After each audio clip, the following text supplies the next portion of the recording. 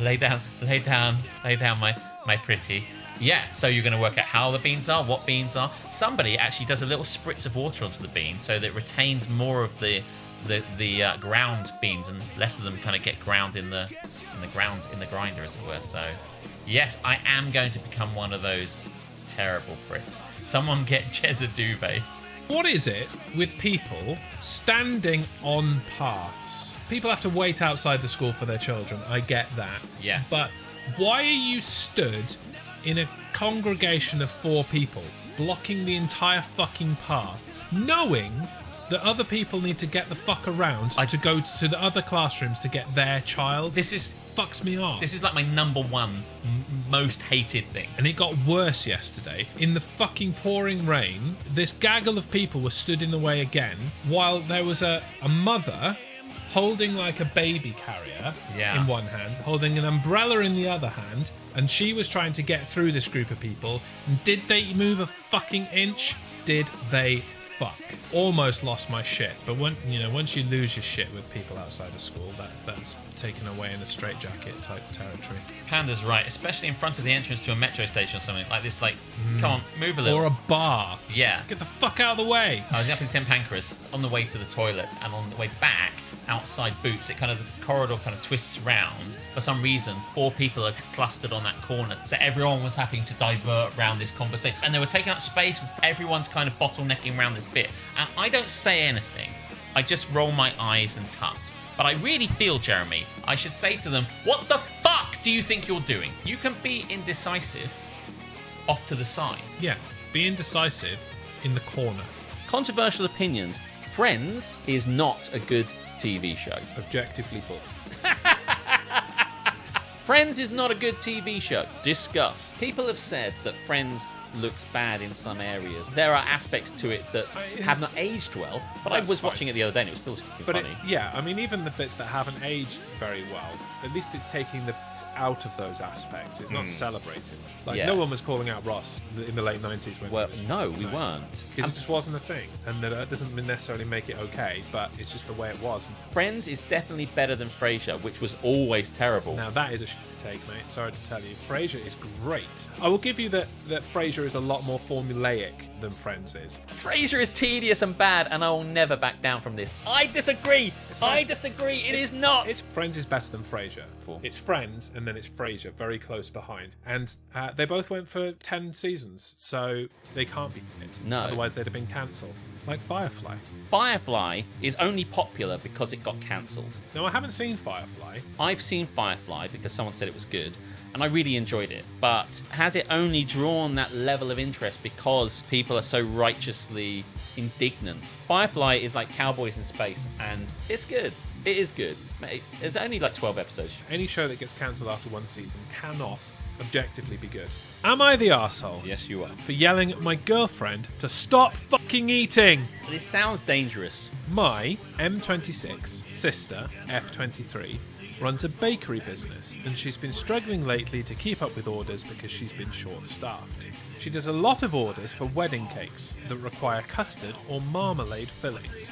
Custard for dipping. Who the fuck is putting marmalade inside a cake? What the fuck is wrong with you? And I offered to help her out by making these fillings at home and bringing them to her so that she has less work to do. Unfortunately, the past 4 times I've made these fillings, my girlfriend, F24, has literally dipped her fingers into the filling jars and contaminated them because, in her words, just wanted to try some. It lasts 4 times. I've tried explaining to her that she can't dip her fingers in and contaminate the entire batch, because then I have to remake it. Use a spoon, you absolute savage. And says that she likes using her fingers because it takes her back to her childhood. Today, I was trying to finish some chocolate custard to send over to my sister really fast because she was running late on a wedding cake order. I told my girlfriend beforehand to not eat the custard, and if she really wanted to, please use a spoon. I get out of the shower, and what do I see? She has her fingers in it again. I totally lost it because this is the 5th time, and I yelled at her and told her to stop eating the food I'm making. She started crying and got mad at me for fat shaming her. Oh, please. even though I made no comment on her weight, and she has no history of weight issues. I know I was harsh, but she kept pushing my limits. Am I the arsehole? I'm making this to help out my sister or whatever it was. We're doing this for work. This is work. What the is wrong with you? Oh, but I like dipping my finger in it. Do you know how many times, Alex?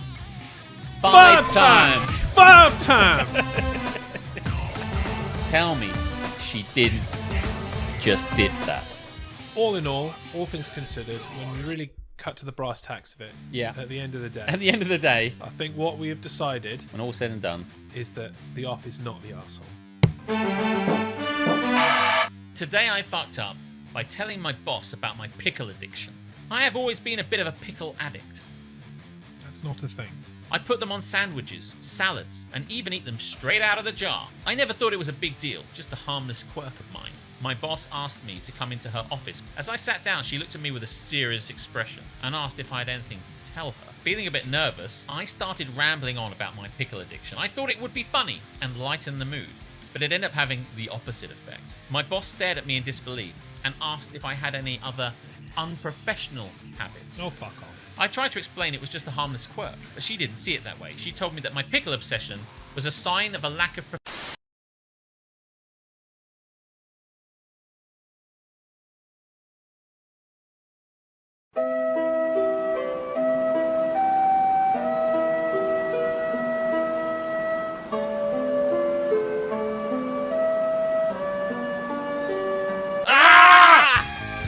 Don't get me started.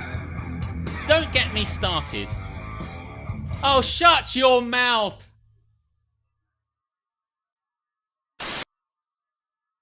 I'm glad to report he still laughs at our intro. I do. Actual footage there, Jeremy, of what the sun has been like in folks. That drone footage. Yeah, that is what this Taken past just the other day. weekend has been like. Yeah, Live. it's been wonderful. Yes. I even walked over here tonight because it wasn't fucking raining, and that meant that I could have a little beverage. Alex has the knees out. Must be warm. Well, like, yeah and no, but like, yeah. But so I'm glad to have cleared that up. There was a lot of explanation there. I'm glad that he went the whole hog and told us everything that we needed to know about Hard the shorts hitting and the knees. knees. Yeah. Well, I did actually. Was it yeah, but also no? Mm. Is that what you said? Yeah. But also yeah. No. But the thing is, I didn't need them on. They were just the thing that was. That's what you did there. Mm. You didn't need them on. I didn't need them. They were just around, and so I put them on. Earlier on, I was cleaning my washing machine. Hard-hitting, bank holiday fun. If you're looking for something to do,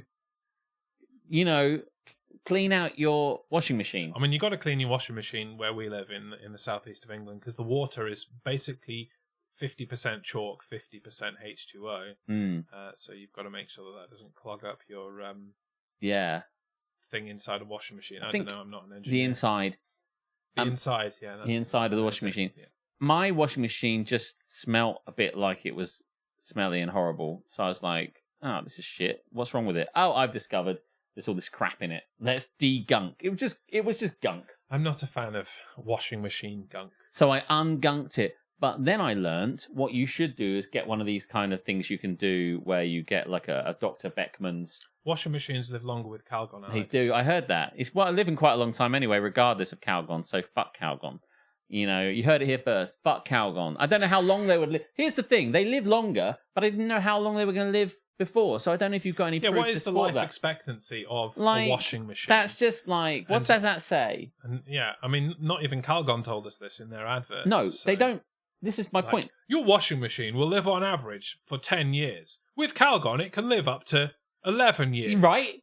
Because they never even said that. Just washing machines live long with Calgon, and they're like, sure, okay, whatever. But like, imagine it died after 10 years, and they'd be like, and the Calgon guys would be, could have been 12. It probably says, Calgon will not be held responsible for the length of your washing machine. It just seems like something you can't prove, but something you could believe, which is the best marketing point, is right? Always what I thought about, like, fairy liquid adverts. Yeah. Especially here in the UK, where you can't, like, call out any other, companies. You can't say, our fairy dishwashing stuff is much better than, like, Persil or whatever, because Persil's shit. You Yeah. can't say that here. You can say that in America, and it's amazing, amazing. watching it on American Oh yeah, commercials, where they they're do. like, this is shit. You should buy this instead. They And do we're that with like, okay. Michelob and Miller, or whatever like that. Michelob Ultra has like, I can't remember which way round it is, but they're like One Miller. of them's got like a fraction Miller less Lite calories, has. hasn't it? They say Miller Lite has the same taste with one less calorie or something like that, with or whatever, with fewer calories. And I'm like, can you really? The calorie thing you can scientifically prove, Mhm. but the taste you can't. So they're Very like, subjective. yeah, they're like, our shit tastes better, and it's got better, and it's got fewer calories for the same price. And it's like, maybe people want Michelob. But not so here with Fairy Liquid, where they would do like the two bowls, the transparent bowls with dishwater in, and then they'd get a janky ass plate, and they'd dip a plate in, and one plate would come out still dirty, and the other that had like Fairy Liquid in it would come out spankingly clean. Yeah. But it was like new Fairy Liquid, and then Fairy Liquid from like last year, and it's like, so what you're telling me is you've been ripping me off all this time, and your product has been shit up until now, You're but comparing we've made it better now. I hate that. It doesn't shit. really fucking work. Because there's no way of proving Calgon could do any better. So it's an easy one to win. So people go and buy it.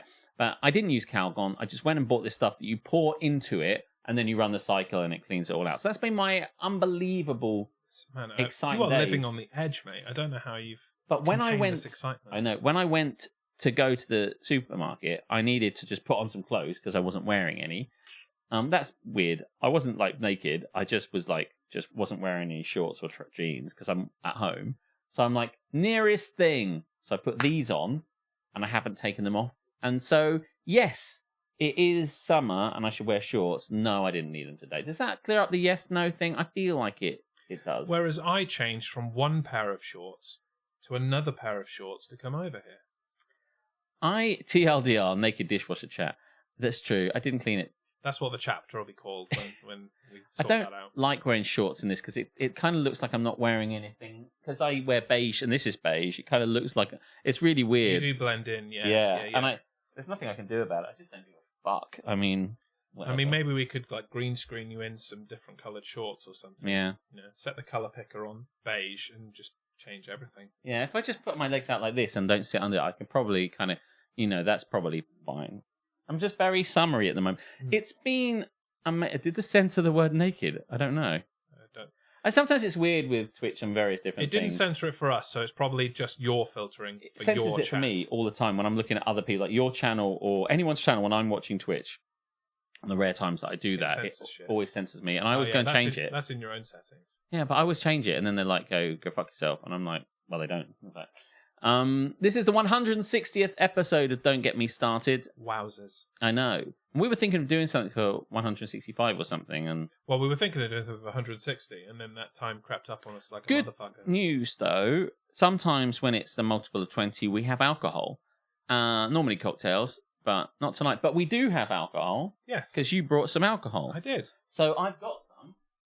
And I've got some. It's the same. Shall we cheers? Cheers. Cheers. That's when you see one shatter into me. You remember that time when I was like shaking the thing on the cocktails and bullshit? Mate, I don't think we've done a cocktail related thing where something hasn't got smashed. Even the ones that were without Captain Brilliant, one of us still managed to smash something. Man. I was making that we set it up at my place, and we were doing the cocktails in the kitchen, obviously, and the camera was set up there. And I just picked up the glass and just promptly smashed it into my cupboard. Those shorts are less skin colour than the old ones. Thank God for that. I forgot I had these. I almost bought them again the other day. Like that. That's what Twitch chat takes issue with on this stream. Naked. Yeah.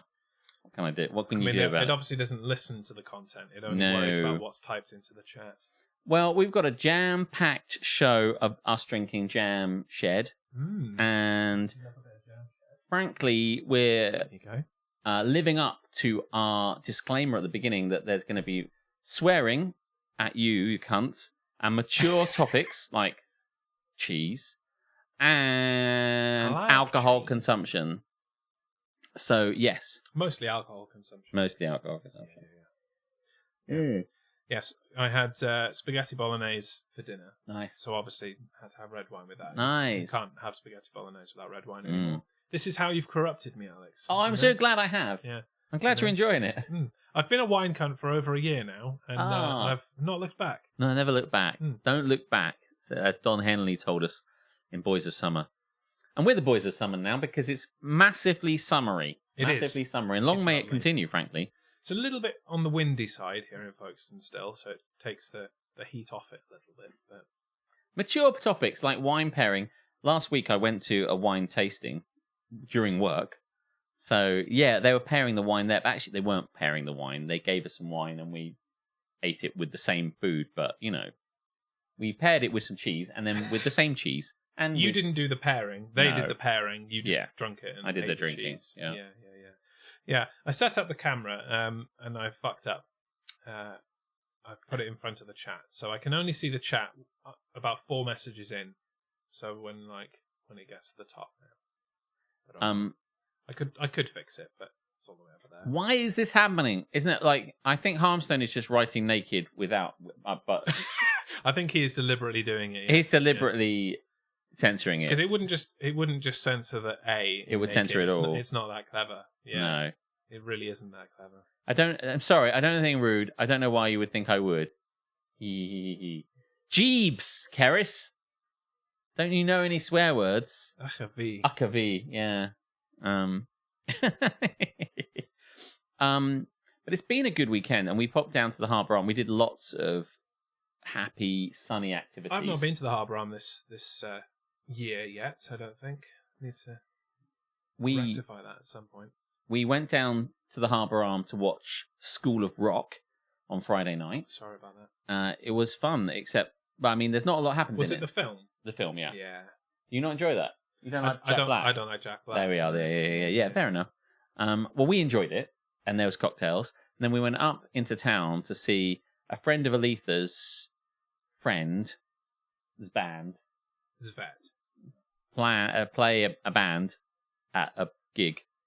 That's what they do. Yes, and I wasn't sure about it because it's like a friend of Aletha's friend's band is playing. Friend of Aletha's friend. Yeah. Right. Okay. So it's a friend of Aletha called Michaela, and Michaela's friend has a band. I mean, that really is a new level of dedication to going and seeing your friend's shit. Yeah. It's at the music workshop. Sorry, can't come out tonight. I must support my friend of friend. Whoop whoop. Indecisive Elf has found herself here. That is kind of the noise that a squid would do. It's like whoop whoop whoop whoop whoop whoop. Welcome in. Oh, good to see you. Cheers, my elven friend. Are you visiting yet? I feel like some time has passed since the last time we asked you. I feel you must be here. Are you in the country? Like, are you here next week? What's the Let deal? us know when you're in England. You sorted this shit out yet? Tell us. Please, more squid impressions. Okay, can do. My time in London came and went. What? Fuck off. You should have told us. Oh, no. Seriously? She did say she was doing it this year, but we can't be certain when it was going to be. Oh, no. How did you enjoy it? We should have... man. You've totally put a dampener on my squid impressions now. Blub, blub. Blub, blub. Well, that's not good. Tell me when you were here so I can say that I wasn't available anyway. Except I definitely would have been. He probably wasn't available. I'm very busy. Man. Maybe you came here when I went to Japan. This is possibly problematic. Came and went. Oh, no. I was busy doing very important things like seeing Wicked and getting engaged. Getting engaged? Oh, congrats. Wow. About the engagement, not seeing Wicked. No. I've not seen Wicked. I don't know if that's something one should congratulate you for. Is it good? It's popular, let me say. We had a similar conversation earlier. Aletha asked if I'd like to go and see Waitress, and I asked Alex, would I like Waitress? And he ummed and ahed for a while, which told me that I would not. That's true. Yes. Would I like Wicked? No. No one will like Wicked. It's terrible. Oh. That's really unfair. It's not terrible. I just think Wicked is below par, but well branded. But people love to go and see it, and I've no doubt that Indecisive Elf decisively would enjoy it. Do they not have Wicked in your country? Did you have to come all the way to the UK for They some probably Wicked? Don't. I don't know if I'd see it again, unlike the others in our party. I mean, I've seen it, and I don't need to see it again. Yeah. really. Yeah. I mean, of the musicals that I've made the effort to actually go and see in the theatre, I would go and see all one of those again. The things you have seen at the theatre. Hmm. What have you seen at the theatre? Wait, did you go and see Hamilton? I have not seen Hamilton. Oh, that would be something you'd probably but see, though. I would probably go to a repeated viewing. I'm trying to remember what you went to see. You must have gone to see something with me, I would imagine. I did not. Okay. I went to the theatre in Chicago. Oh, what are you going to see? I went to see the Book of Mormon. Oh, yeah, of course I should know that. Of course I should know that. And I would go again and again. Book of and Mormon's again. incredible. Yeah, I love the Book of Mormon. Book of Mormon's brilliant. It's so clever. It's But excellent. it's hardly surprising considering it's. Is it both Matt Stone and Trey Parker, or is it just one? I think it is both of them. Yeah. The latest straight to Paramount Plus feature length South Park that came out this past weekend, by the way, is also very fucking funny. And really? Very on the pulse as always for South Park. It's incredible. Go and catch that on Paramount Plus if you. So that. I'm sorry we didn't see you, Elf. I really would have liked to have seen you, and I have to say, probably not knowing your schedule, this was probably on you. It's definitely on her. I mean, we had no way of contacting her. I don't even know her real name. No. And this has been going on for quite some time. But did you not enjoy the flight? Because I'm not a big flighter, and I went to Japan recently. That was 14 hours of not fun. So I get that. I totally get it. But if you do come back, let's try and really, it would have been really great to see you. But given the fact that you got engaged, I get the impression it was an entirely different sort of trip. That possibly it was back in Feb. I thought she said she was coming in May. I think she put us off and deliberate on that. I think so as well. Yeah. I think we've been fucked over, mate. You had a different not in thing. a good way. You didn't need us popping in and Yeah, I mean, to be making fair, your if we'd have shown fiancé up, look bad. she might not have got engaged because Yeah, exactly. it's She'd been like, "Oh, I've made a huge it's mistake." a hard bar to I pass, know. really. That's the reason. Yeah. It wasn't her. It was the guy. It's Would like, I have been don't just wanna- like, I we're don't not, want to make my not hanging out with Alex. boyfriend look bad. No, Let's avoid these. I know. guys. I get it. Yeah. It I happens can't a lot. imagine having that conversation, frankly, where she's like, "Can we pop and see Alex and Jeremy?" And he'd be like, wedding's off." Yes. So anyway, or gal. I feel I'm pretty confident it's probably the same guy that she was seeing before. I'm just assuming it's the same guy that was on stream with her. Yeah. Ages ago. Yeah. And, I just presume nothing's changed. But anyway, what the fuck? Is indeed the same guy. Same There you guy. go. Same guy. Well, that's good. Well, congratulations, fuck you, people who say we shouldn't assume. In your face. But we did assume and we based were on right. the parameters that we had. We didn't have nothing. No.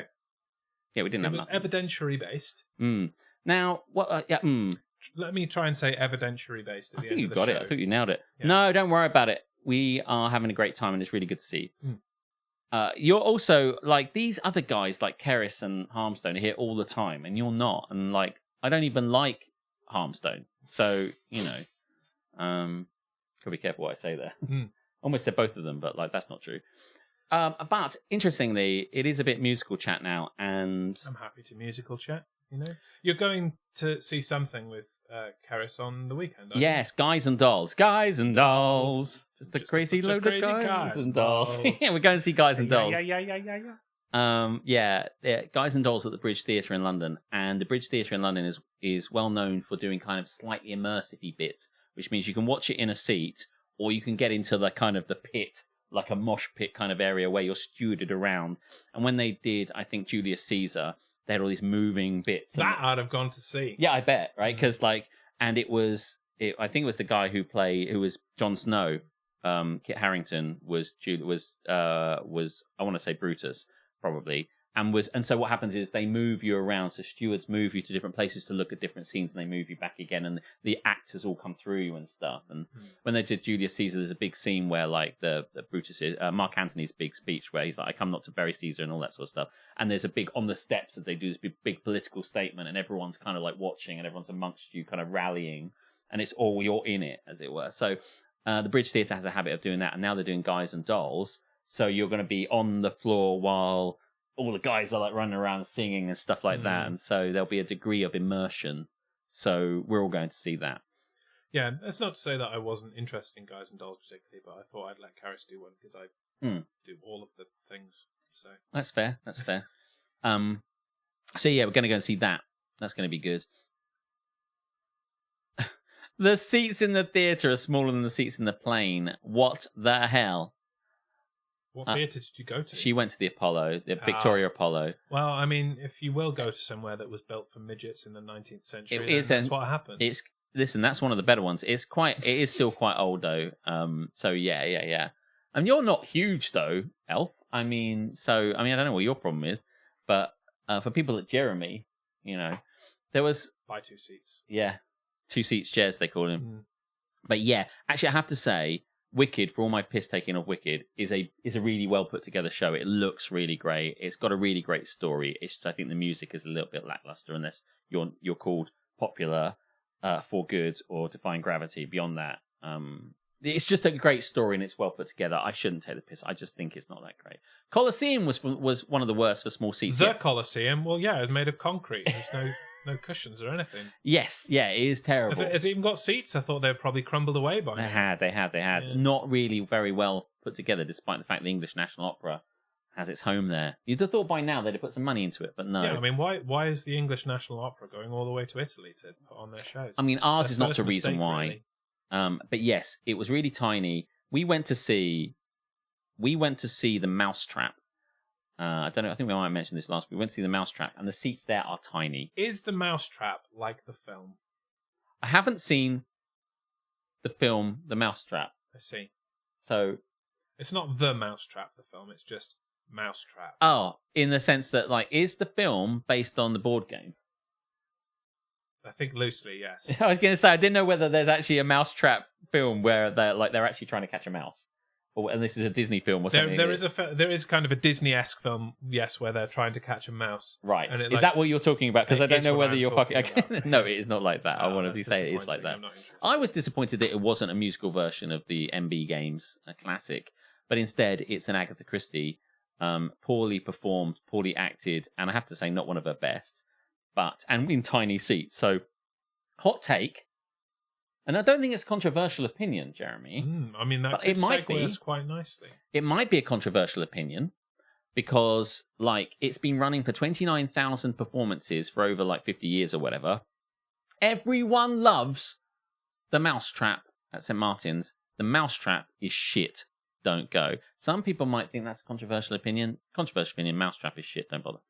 Stay at home and watch Mousetrap, the film, Or play. while playing Mousetrap. Play Mousetrap. Do both board. at the same Yeah. time. Yeah.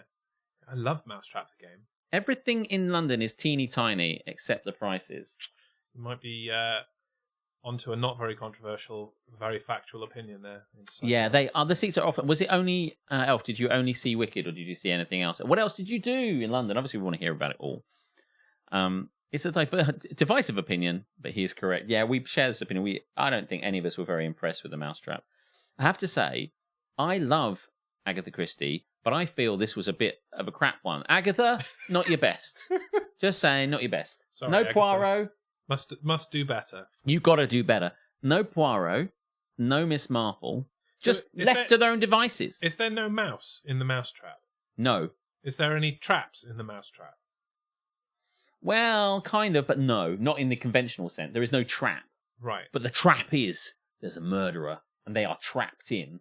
But even that would be a reach. They don't reference that. Right. So why is it called the Mousetrap? Well, loosely because the killer, when he kills people, whistles the theme to Three Blind Mice.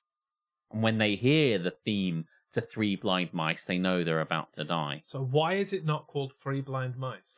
Listen, I don't know, Jeremy, why it's not called I that. think Agatha Christie was really having an off day when she put this together. I don't think it's as good as, say, the ABC Murders, which is one of my favourites, or The Murder of Roger Ackroyd, which is also a good one. Agatha Christie could kick your ass from here to Wednesday.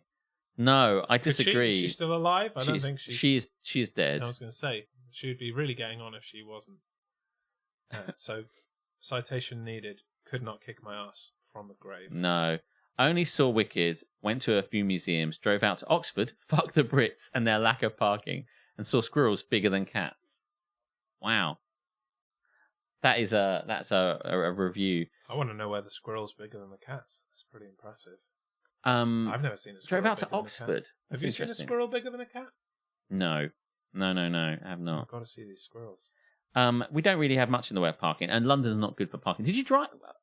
Did you? Probably. You must have rented a car. There's no other way of doing it. Of course, just rented a car. Post it over. I love it that you drove around. Post it up on the You other drove. side. Also, I'm not defending the mousetrap. Just enjoying the mental image of Agatha Christie laying the smack down, Yeah. dropping an elbow on me. That would be good. I should write a story where she comes back from the back from beyond the grave just to kill me. Yeah. For hating on the mousetrap. Yeah, I want to give away the ending. I mean, that would be a pretty good piece of theatre, I think. Yeah. Yeah. She's back. Book it, Dano. Yeah. If you want to see bits and pieces about the mousetrap, but you don't actually want to go and see it, there is a kind of a film about it called Mousetrap. See How They Run, which has got Sam Rockwell in it, and somebody else, and other people, and also Adrian Brody. Oh, you were family. They drove. Oh, okay. Oh, yeah. Okay, cool. Yeah, and that seems to ring a bell. So, yes, controversial opinion, the mousetrap is shit, don't bother. Listen, all I can say is I'm trying to help you out. There's a lot of shows in London, and I can tell you what's good. What was the name of that shit show you went to see last year and you're like, nobody should ever watch that? A Strange Loop. That was fucking terrible. That was appalling. I've got to be careful what I say, because people will think that I'm making some sort of big statement about the nature of it. But it was just bad and unnecessarily sweary. And even that's for me. I mean, for you to say unnecessarily sweary is like without direction or content or point or artistic value, a waste of everyone's time. Just don't see A Strange Loop. It's just so bad. Nothing's good about it. It's awful. The Barbican should be a fucking shame. I sent them a fucking. Did you send them a strongly I sent them an worded email just saying Nice. like this was like. I don't know if it was me or maybe it might have been Aletha did it, but I'm pretty sure I did it. Did you get any response? They told me that everything that could have been that we should have known, because they said, "Oh, it's like really sweary and really offensive and stuff," and we should have known going in. So they missed the point then. Yeah, You wasn't my point. You weren't objected by the swearing or just- any of that. You were objected by the fact that it was It was bullshit. poor. It was poor. Bad story, poorly told. Because what I always want with film and theatre is good story, well told. And this was bad story, badly told. You and everyone, really. Yeah. You like the Book of Mormon? I didn't think you had a limit. Book of Mormon is very. The Book very, of Mormon very is clever. genius. Yes. It's funny and funny swearing, and it's not even the swearing that's the funny bit. It's just genius. But at every that's a level. good example of you should know what you're going into. Yeah. And the people who were sat behind me when I went to see it did not know what they were walking into, No. and were very offended by the mocking of religion, Yeah. of any kind, even though it was not their religion. No, and it isn't really. I mean, it is in a way, but like, I told my brother Stephen, who is kind of religious, pretty religious, Kind of religious. has religiousness in him. He's a deacon, and he's very Much religious. like Batista. And yes, and Carries around a big box on a chain, asks for people's money. tries to get cash. I tried to get him to go to Book of Mormon, and he was just like, "No, it's not going to happen." I said, "It's not taking the piss."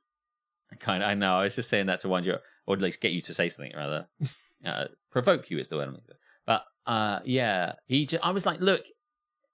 Partly, I want to say to Stephen, like, surely you can see what this is without taking offense. It's not really heading towards Christianity. This is Mormonism. Yes, it really does not take many shots at anything other than the Mormon Church. Yeah, and that's basically because they said that Jesus went to America and then he had all these kind of golden plates, and that someone saw them and they clearly didn't, and it was all taking the piss out of the nonsense of it all. And don't take the piss out of Jesus; they take the piss out of the people who have made a religion out of nothing. But I can't think of a worse idea than trying to take my dad to Book of Mormon. The thing about it is that I think he would be fine. it's Honestly, the bottom line is I'm trying to take him to something good, something of value. I mean, I don't know your father very well, Hannah, but from what I have gleaned about him, I think he would be absolutely fine in the Book of Mormon. Also, says Elf, why do you people have no dustbins? And don't get me started on bins. What am I supposed to do with the packaging from my Salisbury meal, from my Sainsbury's meal deal? There are bins. You have to leave London to find bins. There are no bins in London because people put bombs in them. I mean, I've walked past bins in London. I mean, yeah. I mean, I've seen bins. There should be bins. I've seen bins. There are no bins in Japan. Not since That's 9/11. There really aren't anything in Japan, but like I have seen them from place to place. But just keep it on you and put it in a bag, or Yeah. Well, I think we actually had a very clever marketing campaign. Something about that, like that if you can't find a bin, like take it home. take with it you, home with you. or some Keep shit. Britain tidy. That's him. Yeah, it's not Japan levels of no bins. I have to say, I'm pretty confident you should be able to find a bin kicking around. But I mean, I don't know. Maybe that bin might have a bomb in it, but people don't really you've got to do take it the anymore. risk. There are certainly more cat-sized squirrels than bin. What is this cat? A cat's like this big. You haven't seen a squirrel as big as a cat. No, I've got a very giant cat. Maybe got a weird brain. Just warped perspective. The issue with London bins is they're all full. That's true. Just you just have to be a bit canny about your bin finding. Yeah, I'd have to say, I just think Book of Mormon is one of the best things. It's so beautifully written. It's so funny, and the music is really good. The music is very, very good. Often this is not something people can do both of. They can make something funny and there's no good music, or it's good music and it's kind of amusing, but they can't have something which is a double threat. You know, it's just perfect. It is just perfect. The best thing about Tokyo Disneyland was this: the only place in Japan with plentiful bins. I never went there. You've got to have somewhere to put the packaging from your croque monsieur at Disneyland. Otherwise, what's the point? Yeah. Do you know, that's all Disneyland's for, is croque monsieur. We were debating actually trying to go to Disneyland this bank holiday. In the end, we did nothing, stayed here. I enjoyed the fun and sunshine Cleaned locally. your washing machine. Yeah, clean the washing machine, one of the best bits. But yes, almost thought about going to Disneyland. But then we realised we'd said to Hannah that we would probably go with her, so we didn't want to go. Fair enough. London has its ups and downs, but I enjoyed my trip. Was it your first time ever to London? That's what I want to know. Lots of things. Oh, something I'm going to mention. Okay. I was about to say, would you like to move forward into a segment, but carry on. No, we'll do the segment. Just don't forget me to come back to the Harbour Arm at some point, because there's something fun that we did, and I think we should do it. Okay. And we can talk about that. I'm thinking about it. Yeah, it's a fun thing, which you may have done already, but you'll do it again. Probably not. I've not been to the Harbour Arm in ages. Yeah. I love that the Book of Mormon's music was written by the same people who did Frozen. Was it? Huh. Do you mean the actual music? Because the lyrics certainly weren't. Like, I think Frozen would be a very different entity under Matt Stone and Trey Parker. So first time out of South Africa. Well, listen, maybe you should come back to Europe and go to France or Paris or Germany or something, and we'll meet you there. That'll be exciting. Yeah, don't go all the way. Well, I'll meet you halfway, right at the borderline. In the words of Madonna. You don't have to fly so far. Just find a... It's much of a muchness when you're over this side of the world, though, isn't it? True, isn't it? Yeah. I'm just trying to help out. Do you want to be in a holding pattern over Paris, or do you want to be in a holding pattern over London? It's much the same, you know. Ich liebe Deutschland. Yes, ich liebe Deutschland also. Let's do... Which one do you want to do? Come and give me your... Wait, can't sing that. That's somebody else's thing. Let's do that one? This one. Okay. I mean... We have a sting for it. We do. You've got to get a lot more guttural for our sting than Greg James's one. He had. Yeah. Go on, take it home. What are we doing? We're gonna tell you and encourage you to share your controversial opinions. Controversial opinions, we hear them every day. You think you know best, no one cares what you say. Rooster's incredible. He is incredible. As Rooster Beast. I mean, we try and give him credit literally every time we play his music. Should. But he deserves even more than that. He just randomly to give him credit. What a even guy. When we're not playing his stuff. We love all of his creations. And him, for that matter. Meet me in Sweden. That's the best flight, I think. Sweden? Okay. Just, you tell me when. I'll go to Sweden. Don't think I won't, because I want to. Sweden. I'll be in Sweden. Well, I'll meet you in Sweden for a race around the world. We'll start in Sweden, we'll end in Sweden. I mean, that won't take you very long. Ta-da! Who won? Right, controversial opinions. I don't think this really needs to be explained. Rooster Beast did all the explanation just moments ago. You hear them every day. Switzerland, not Switzerland. I've been to Switzerland. That's very. You thought London was expensive. Let's not go to Switzerland, mate. Switzerland's really expensive. No. They can't make a decision in Switzerland. They're very much, on the fence. Yeah. But their flag is a big plus. So, That's true. now, controversial opinion. That annoys me. Controversial opinions. I also found one on my phone. Well, not on my phone. I found one. I saved it on my phone. I was going to tell you about. So, if you got some, I've got 2. Shall I go or shall you go? You go. Go for it. Controversial. Obviously, the first controversial opinion was that the mousetrap is shit. But I'm telling you, it's not controversial. Do not waste your money on that. I swear to God, if anyone mentions they're going to waste their money, I'll tell you who did it, and then you won't have to. I'll spoil it for you, so you save yourself 70 quid. It was the mouse. It was the trap. I bought a fucking coffee in Switzerland. She's still paying for it. Controversial opinion. Flip-flops. What a word. That's the end of it. Flip-flops. Flip-flops. That's the controversial opinion. Controversial flip-flops. Flip-flops are a terrible thing to have on your feet. Bad for your gait. Dries your feet out. And no one wants to see your mangy toes. I mean, that much is true. Yeah, feet are wrong. Listen, I don't think this is much of a controversial opinion. Flip-flops are a terrible thing to have on your feet. What do you feel about this? Are you a flip-flop owner? I do own a pair of flip-flops, and they have been worn sufficient that they are worn out. Oh, so you have worn them. But I will not wear them outside of my own domicile. Abode, really. They're for going out in the garden. Yes. And not getting, stones in my feet. I find them hard to wear because they kind of flip about the place, and I can't keep them. And or flop. I think the person that invented them probably has a lot to fucking answer for. Because I don't understand what the point of them is. Because they're hard to keep. When we were in Japan, they gave us some flip-flop kind of slippery things to kind of wear around, and I just couldn't keep the bastard things on my feet. I'm like, this is a waste of fucking time. Some of them are difficult. You have to get a good pair. Yeah, I just think you're having to pinch your toes together around the kind of strappy bit. Oh, what a fucking pain in the ass. Yeah. And it's true. I had this conversation with Karis yesterday. Opinions on Crocs. I think Crocs are shit. Yeah, but are they better than flip-flops? Yes, I would say they are, because they are still a shoe that can be worn, and therefore you don't have to exert extra toe muscles just to keep the bastard things on your feet. I'm just looking for something that I can just slide on my feet quickly to hide my hideous feet. Everyone's got hideous feet. It's not just me. But I'm not just. You're speaking for yourself. On my own. I'm speaking for everyone. Everyone's feet are wrong.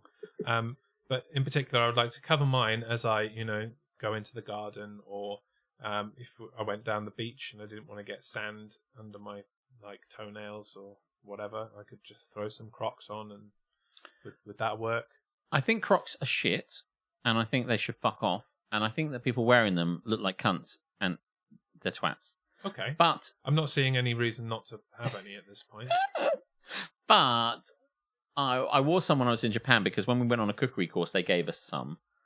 Because once you come in, they want you to slip on the equivalent of house shoes, effectively, and that's what they had. Of course, yeah. And they were fine, to be honest with you. The Japanese also subscribe to the mantra that feet are wrong. They do. However, I mean, the difference between my Vans, which were kind of slip-on, and their Crocs, which were plasticky slip-on, I don't know that there's really a difference, but they knew what they were and what it was. But your Vans have been outside. That's the difference. I see. I do understand that, I suppose. You should have had some inside Vans. You could have just Vans, just some trainers. Would you not want to wear trainers out? I want something that I can just slip on very, very easily, all right, without using my hands. Okay. I mean, you could get some trainers which essentially, are kind of ones you can slip on and off. But I do sort of think that Crocs would probably work for you in this.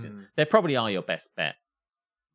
Aletha likes Crocs. There you go. When I've been walking around for 7 straight days, Crocs were an absolute godsend compared to my normal crap trainers. Yeah, I mean, you'll probably be fine with that. Dom's here. I wear Crocs at work almost every day. What have I stumbled in on? You stumbled in wearing your Crocs. We're Croc Chat. We're in the segment Controversial Opinions, and the controversial opinion is that flip-flops are a terrible thing to have on your feet. So I asked about Crocs because, I'm looking to upgrade from flip-flops. I don't know that they dry your feet out, flip-flops. Yeah, I think that drying your feet out thing is a bit nonsense. You had me at terrible. I mean, bad for your gait. The alternative is probably going barefoot, which would surely dry your feet out more. Not that I think going barefoot dries your feet out either. I don't think your feet can dry out. I don't think... Is that a thing?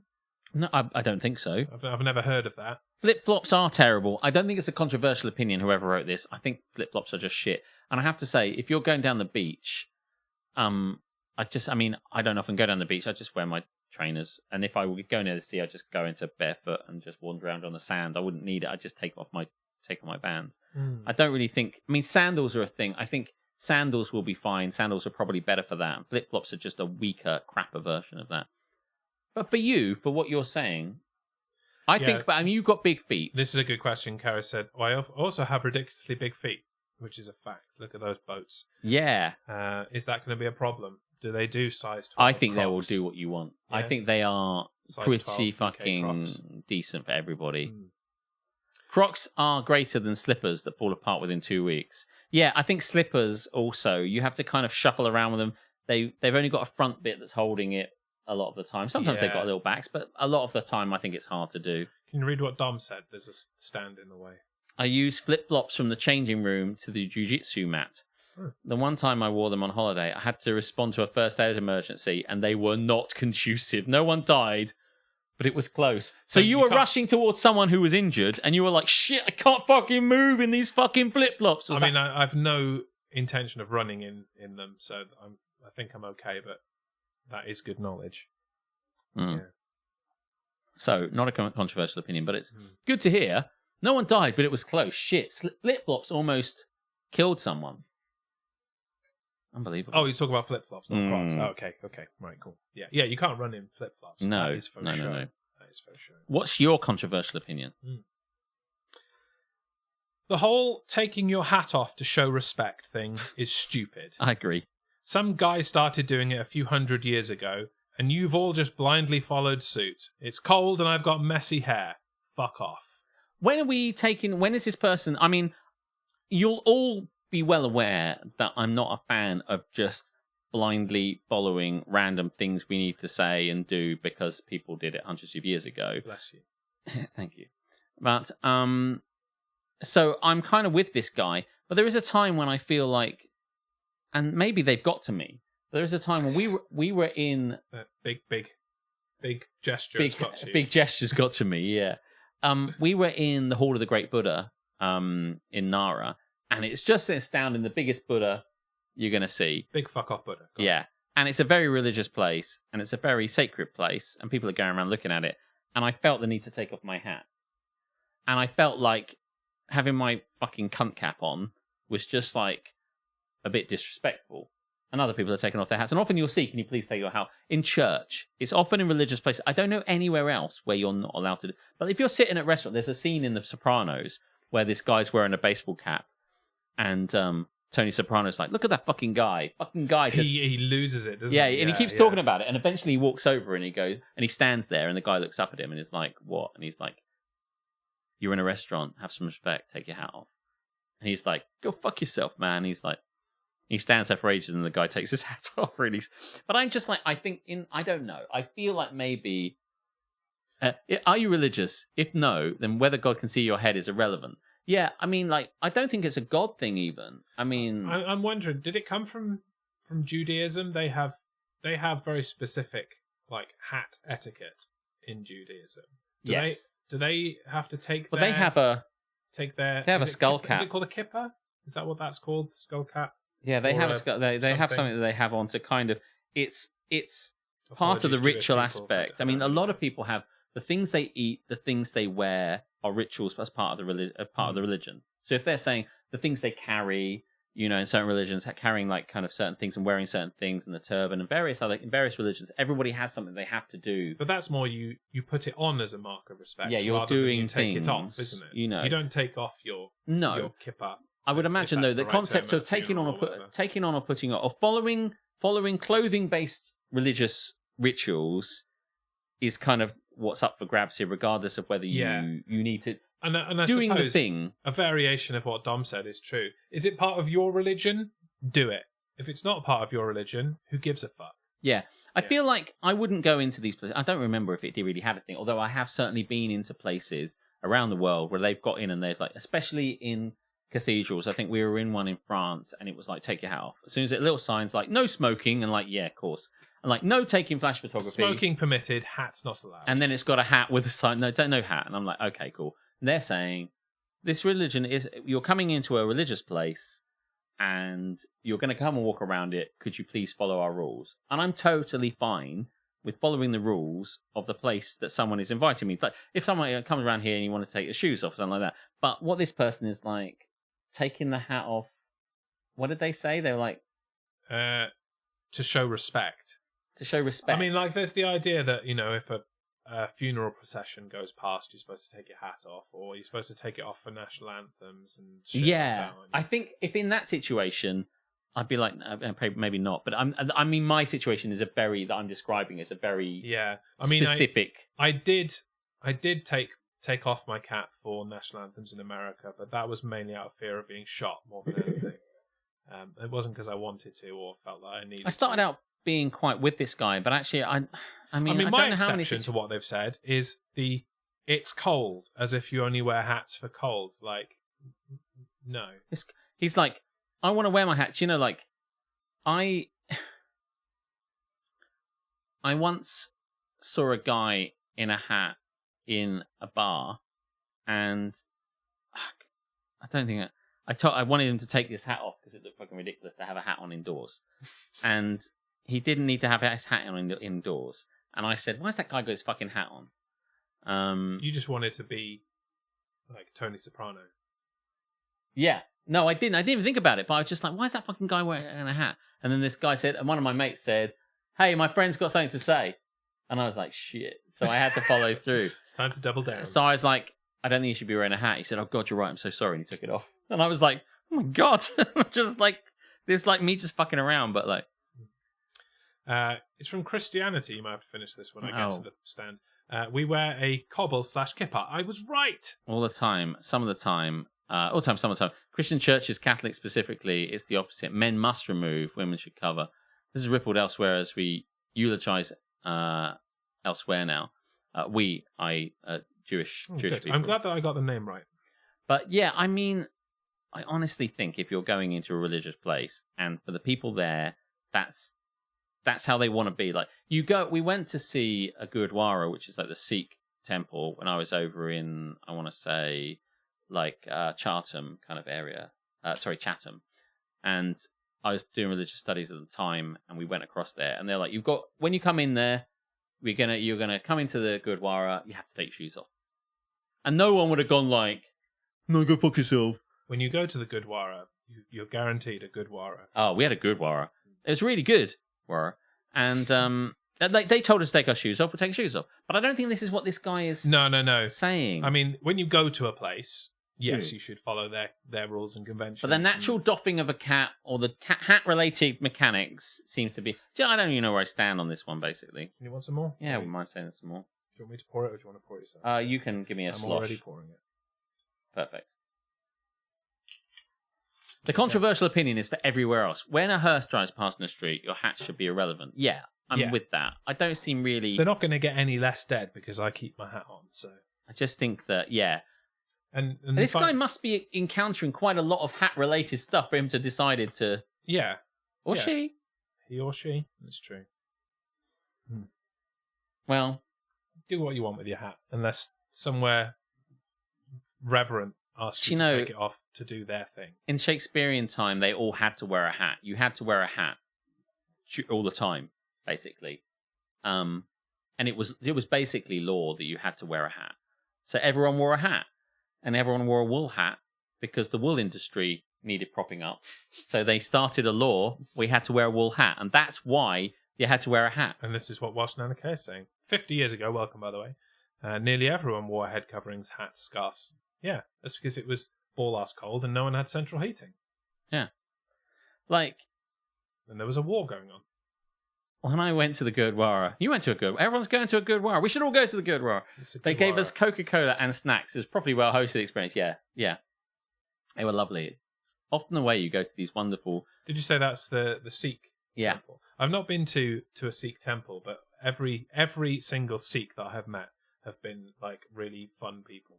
There's one, I think, up in up in London, up in Neilston. I could be wrong about that, but I've got to remember where it is. But it's a really big and it's really cool. Fair few Sikh people when I lived in Cardiff, and they were all fun. I wear a hat at LARP because I think it fits the character's backstory, but everyone keeps telling me I dress like a Teutonian. Really? I mean, I don't even know what a Teutonian dresses like, and I'm in the fucking back. You and me both. Yeah.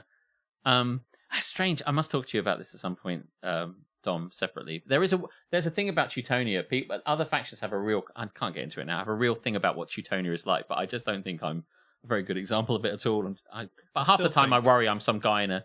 My biggest worry at LARP, or worry for myself, is that I'm not a very good role player in the sense that I'm just really me in a coat, solving shit, and I feel I'm just me talking. I never feel like I'm my character talking. But anyway, yeah. I don't have. A lot of people do have hats, and Captain Brilliant was going to make me a hat, but I just don't think a hat really works for me in character. I still think Teutonia sounds like some kind of allergy medication. Teutonia. Teutonia. Take two. See me in the morning. Shall I read another controversial opinion? Do it. No amount of Oh, God. What the fuck is wrong with you? I disagree. No amount of fancy toppings will beat a good old-fashioned plain cheese pizza. Wrong. Someone is being deliberately inflammatory here. I mean, that is a controversial opinion. It's also an incorrect opinion. I know that opinions can't be incorrect, but this is an incorrect opinion. Yeah. No amount of fancy toppings will beat a good old-fashioned plain cheese pizza. If Just you cheese go on to a toast. restaurant and order a margarita pizza and nothing else, I will assume that is some kind of cry for help, and that you are being held there against your will or something like that, because that shit's wrong. Why would you be like, can you imagine? It's like, I'll have a baked potato, please. And it's like, what on it?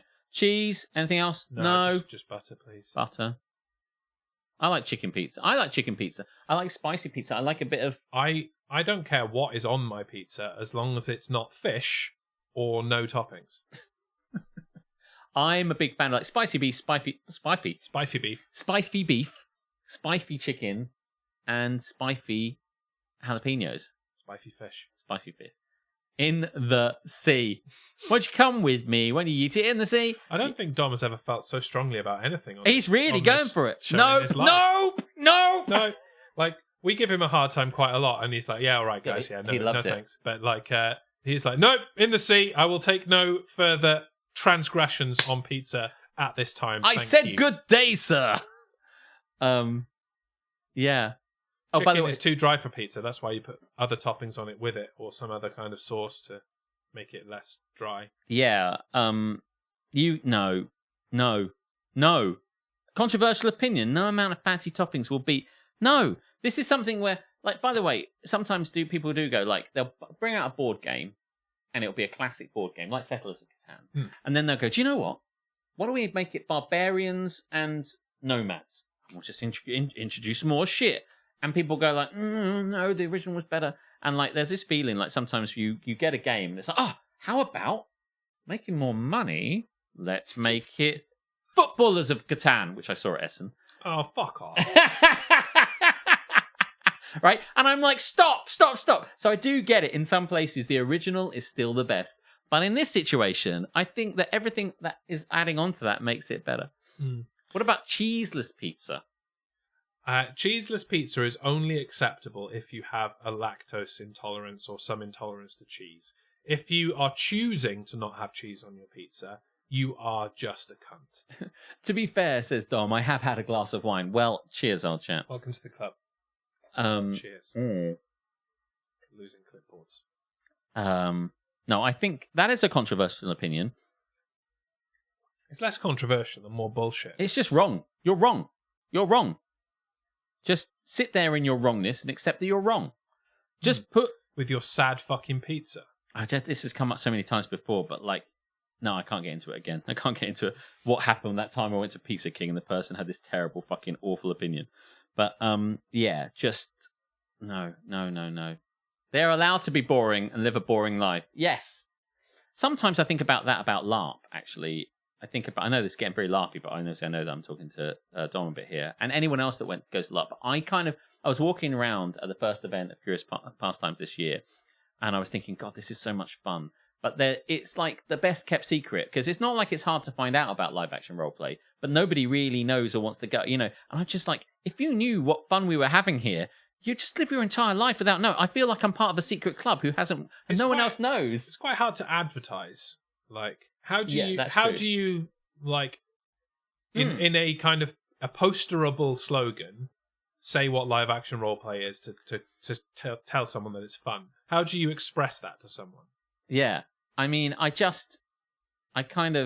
that it doesn't probably get a lot of natural adverts, as it were. And if you go to that, if you're in that kind of world of conventions, and maybe you hear about it. But I guess, regardless of how they might find about it, I don't give a shit about other people. But I do kind of love the fact I'm like walking around this campsite and I'm like, I've got 4 days of just this thing away from everybody and nobody else knows. And I'm part of a secret, cool club of I really love and relish that feeling that like, me and these other 1,000 people are having the time of our lives. And when I get back out into a station, like a service station, all these people are like, I'm like, you don't know what I've been doing. And I just don't know. I love it. I mean, lots of people feel that way about brothels. It'd be like a movie poster like Avengers with people dressed up in LARP kit. Yeah. It would be a bit like that. Same as a poster for a disco. Redacted comment about the new rules due 2025. Do you know, Dom? Do you know when you're gonna drop me some little spoilers? A little bit of spoilers, a little bit of spoiler action. Look, can't wait for the new rules to come out. And just to quickly say, I would love to read Emmy Lou's thesis or part of her PhD you wrote. I have a lot of time for Emmy Lou. I think she's really awesome, and if she's got stuff to say, I'd be very much interested in reading it. We need a Warhammer 40k LARP. Do you know, Duff? I think there is one. I swear to God, I read about it the other day. There is definitely a Warhammer 40k LARP. And what I really wanted, and I will never do this, but I would love to cosplay in massive fucking Space Marine power armor. It would take you so long to make, but you would just look so fucking incredible. Yeah, but there would be one person that looks like $1 million, and then a bunch of people who would look shit in fucking Kellogg's boxes and boring crap. I want Mum to go. I think she would fucking love it. She would. Yeah, she absolutely would. I'd love you all to come. I would love you to come more than anything. But you're not a big fan of fantasy-based things. I'm not. No. I mean, that might not be the only reason you don't want to go, but it might be one of the big reasons. It is the principal reason that I'm not interested. I'm not interested in the fantasy genre. Like, I would pretty much go to any, like, the term live-action roleplay has no problem with me. It is the fantasy aspect. Like, I'd love to go to any kind of movie-based one, or like a Star Trek one would just be so fucking incredible. If somebody could put together like a ship and just put like 300 people, even if you just made me like a shit lower decks kind of person, and I'm just there like cleaning ducts or something, I'm like, yeah, this is the fucking life. I would do that shit all day. But yeah, now here's the thing that we know. You know about this. They've got a. Did we discuss this bridge command? We did basically briefly discuss it. It's not coming for a while yet, is it? I think it's out now. Oh, really? We could go, yeah. Oh, right. Yeah, there is a thing. There is a kind of like escape room. What the fuck are we doing here? I don't know. I got a message from Captain Brilliant basically inviting all the people I know that are mates of us that often go to Essen and stuff, to a group called the USS Eating Pies. Nice. Where who wants to go along to see this? Who wants to go and do this? And everyone just went, yeah, we'll go. And I can't remember who did. I want it fucking taken seriously though. But that's the thing. Well, I don't. That's why you shouldn't go with these USS guys. Eating Pies. The USS Eating Pies. USS Eating Pies. What did they say? I said, who wants to be what? And Will Brown, who Dom knows. We're gathering a crew to take command of a starship. I said, who is the captain? I asked, like wondering if I could be it. But I think it says Petty wanted to be tactical officer so he can get his hands on huge torpedoes. So yeah, giggly. It's out. I beta tested it. So what do you think, Dom? What's your hot take on Bridge Command? Bridge Command, is it set phasers to stunned? Or is it some other pun about Star Trek meaning it's bad? Or is it a no-win scenario? We could have got there in the end. Kobayashi Maru. Okay, yeah. Do let us know. I would totally We're going to go probably anyway, should so yeah. sort of you saying it's a pile of shit. Yeah, I mean, and rolling in turds. I will go is there better. and do it, and if it's shit, I'll just tell them afterwards. I've got no problem doing that. Do you want to be the That's not bothering captain? I mean, I have no problem deferring I- if you really want to be the captain. me. I want to be the first officer. Oh, okay, cool. I've very little interest ever in being the captain. I love to be the captain. I like being the first officer. XO, that works for me. Brogan posted about it. Did he go, or does he want to go? We can get Brogan involved. Let's get a bunch of us together. Yeah, That'd be yeah. Fantastic. It'd be better if we do Let's it do with it for my birthday. Yeah, okay, good. Yeah. Oh shit, it's gonna happen. It's gonna happen. Nice. Captain on the deck. Captain on the bridge. Oh my god, yeah, we've got to go. We've got to go. We've got to go. I'm getting the feeling that Dom is giving us a decent review of it. Here it is, right? So when I went, we were in 3 groups. At least one group were not sci-fi savvy. There was a lot of chaos and crosstalk, which was hard. I think with a planned group, it would be a lot better. Yes. Yeah. I'm not hearing it shit, so that's a good start. I just think it's going to be great. Let's do it. I was going to suggest, at one point, I almost suggested to Aletha, but she won't be interested. Aletha's not really sci-fi, is she? You mean Duncan? Yes, absolutely. Yeah. Me, Bring you, Duncan Brogan. Yeah. Karis can come if she can persuade Nana Kay to babysit. There you go. That's how our relationship works. One gets to go do the fun stuff, the other one stays at home with the child. I just want to do it. I just want to do it so much. We used to do this. I used to be part of a Star Trek fan club that met up in someone's house in Beaver Road in Ashford, and like it was just. I never knew anyone else really that liked Star Trek when I was in my teens, and I was so fucked off about that. Like, obviously, like my best mate Smee did, but he was like a shit sci-fi fan, if you will, and I couldn't really hold a conversation with him about stuff that was happening on Star Trek. And there was big shit happening on Star Trek. It was like the tail end of DS9 and the kickoff of Voyager. I'm like, I just want to talk to people about this. And there's no one here. Sci-fi has to meet an apparently very high bar for me to enjoy it. I'm not opposed to it. It's just that people are bad at acting and writing, and are let loose on broadcast media. I don't need a massively high bar to enjoy it. I would say that there are some which meet that easier than others, but I love it all. Oh, here's more from Dom. The aesthetics are amazing. Excellent. It's most like a computer game. You play concurrently, or several. You play concurrently. Much less like an escape room than I predicted. The story is meta and changes each time based on who's in the crew. The training takes a touch too long, but they might have got better at it since. But there was a bit where we took the shuttle and flanked a bunch of enemy ships, and it felt pretty epic. Oh yes, it's happening. It's happening. It's happening. We're gonna go. Yeah. See, I'm not adverse to LARP. I'm just adverse to like goblins and shit. Fuck that shit. But controversial opinions. You are the arsehole. Absolutely. Should I hit the button? Yeah, hit it. There you go. Yeah, hit it. No, wrong. God, what's wrong with people? Fancy toppings. That fancy chicken. So fancy. Pepperoni. Oh, so hard to get. So hard to get pepperoni. Where must we source it from? When they go across the seas, like Sir Francis Drake brings it back. Oh, let's put it on a topping. I mean, it's such a fancy thing. Fancy? You can get it at any kebab shop in the fucking country. Fancy toppings. Honestly. Stop.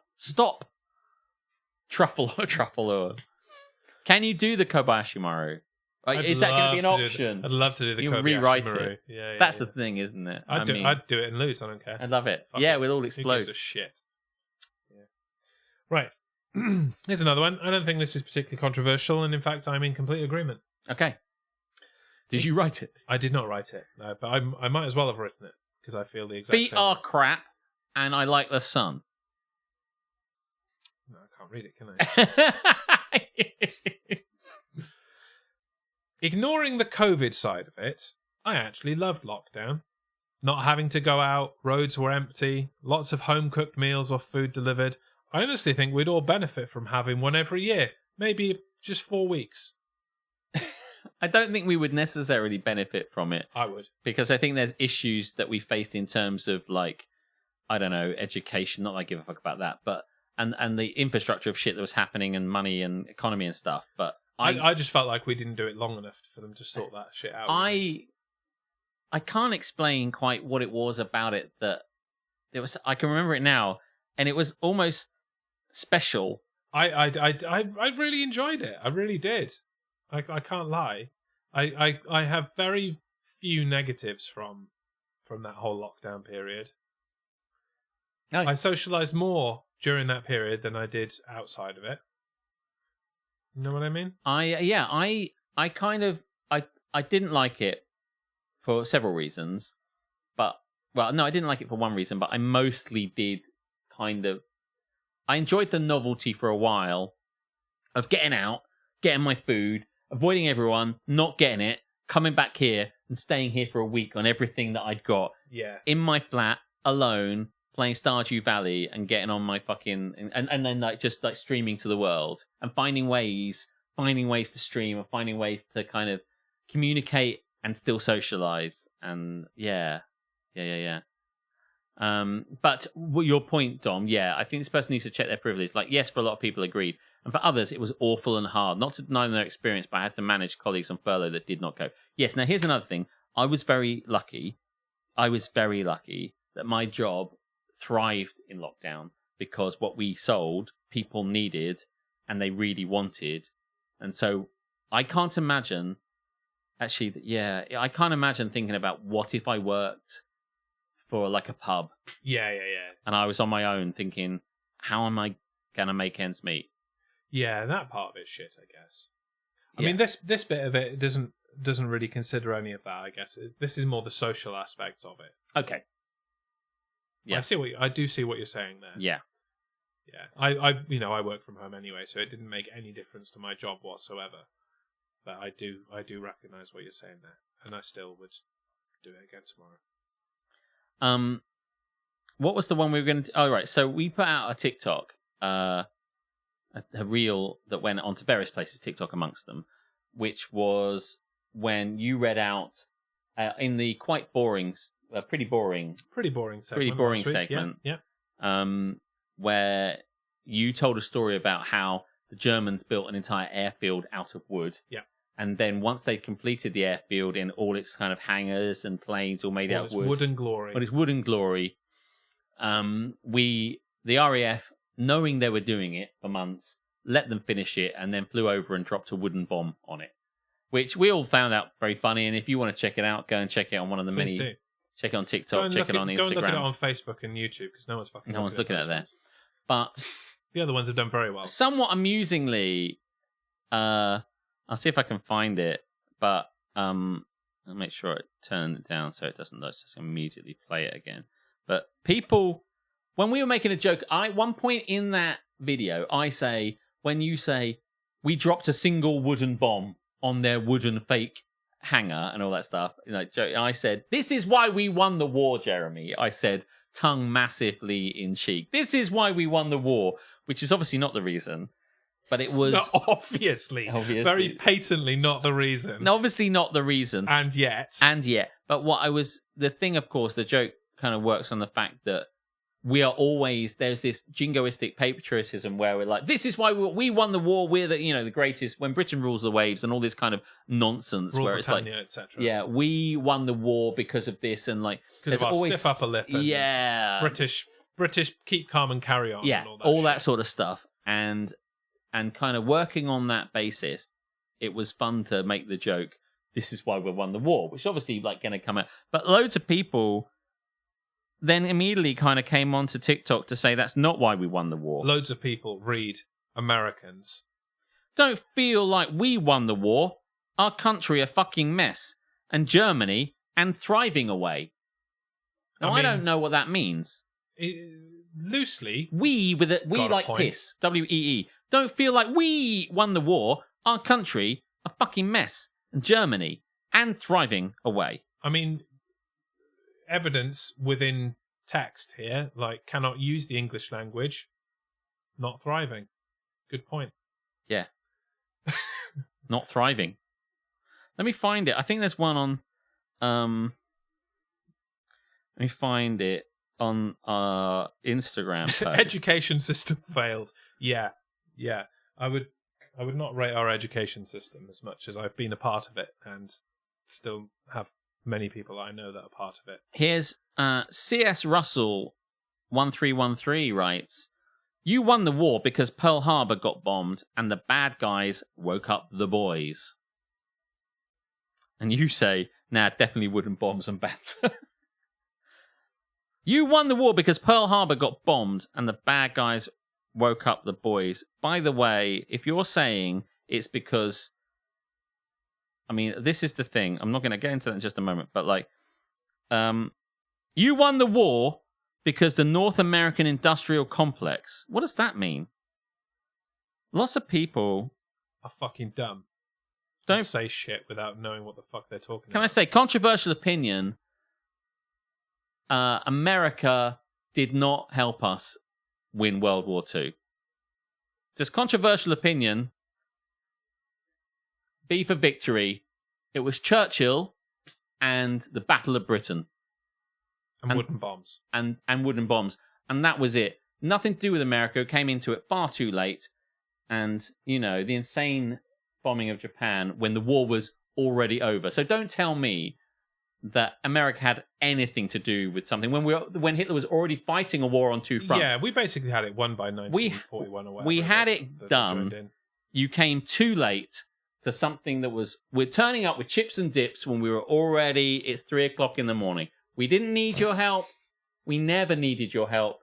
Hitler was already done fighting two different people at once, and we had air superiority. So don't tell me... That might be a controversial opinion, but that is... I'm not sure it is that controversial, Alex, if No? you're being honest about it. Okay. No. Straight facts. Straight facts. With fire. Absolutely, absolutely. Dropped by wooden plane. It was cute that they thought they could join him. Mm. Aye, but those were some damn fine chips and tips. Oh, shit, Baz. You aren't kidding. The boys. I assume we are speaking to the Baz, a.k.a. Future Wolfington.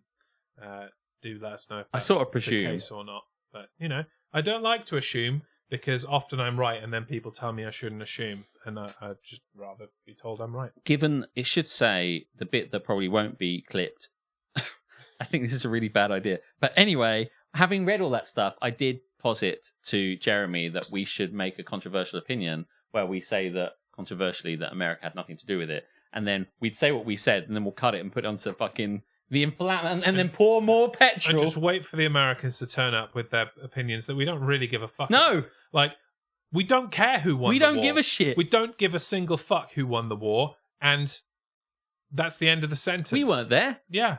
It was a very long time ago. It's nothing to do with us. And the consequences of it are pretty much done with now. You know, everybody's pretty happy with their relationship with England and Germany and all that kind of thing. I don't think anybody really gives a fuck anymore. Our man in Oklahoma. I have opinions. Go for them. We love opinions. Share all your opinions. Especially when we can dissent them. I mean, I don't think it's going to be a serious opinion. I hope not, because I was kind of fucking around. But do have an opinion, but the thing serious is, or otherwise. The kind of serious what the fuck of all of this is why do Americans have this knee-jerk reaction? They have to point out Like they couldn't have. The war, This was a joke. Yeah, like Just leave it. even in their history books, like World War II, 2 years after it actually started, it's like no, just because you couldn't be asked to get involved when actually things were happening, it happened before that. It was a world war before that. Mm. Why? Yes, we were just sort of taking the piss a little bit out of wooden bombs and wooden airfields and all that sort of stuff. We didn't really want to get into it too much. Nuts are just edible wood. Peanuts, wood. Wood? Pecans, wood. Cashews, wood. Are they wood? Are they wood? They're not wood. Nuts aren't wood. They're fruit, aren't they? They're a legume. The nuts are just edible wood. Where is this come? Is this Baz? Are you taking something at this moment? And this is this has come to you. You're like nuts. They're wood. Nuts. They're wood. This is the hill that he will die. They're on wood. and grow a tree to get these woods. Well, listen, Aletha is definitely Lego wood. It's Lego's wood. But carry on. Aletha is deathly allergic to peanuts, but not to wood.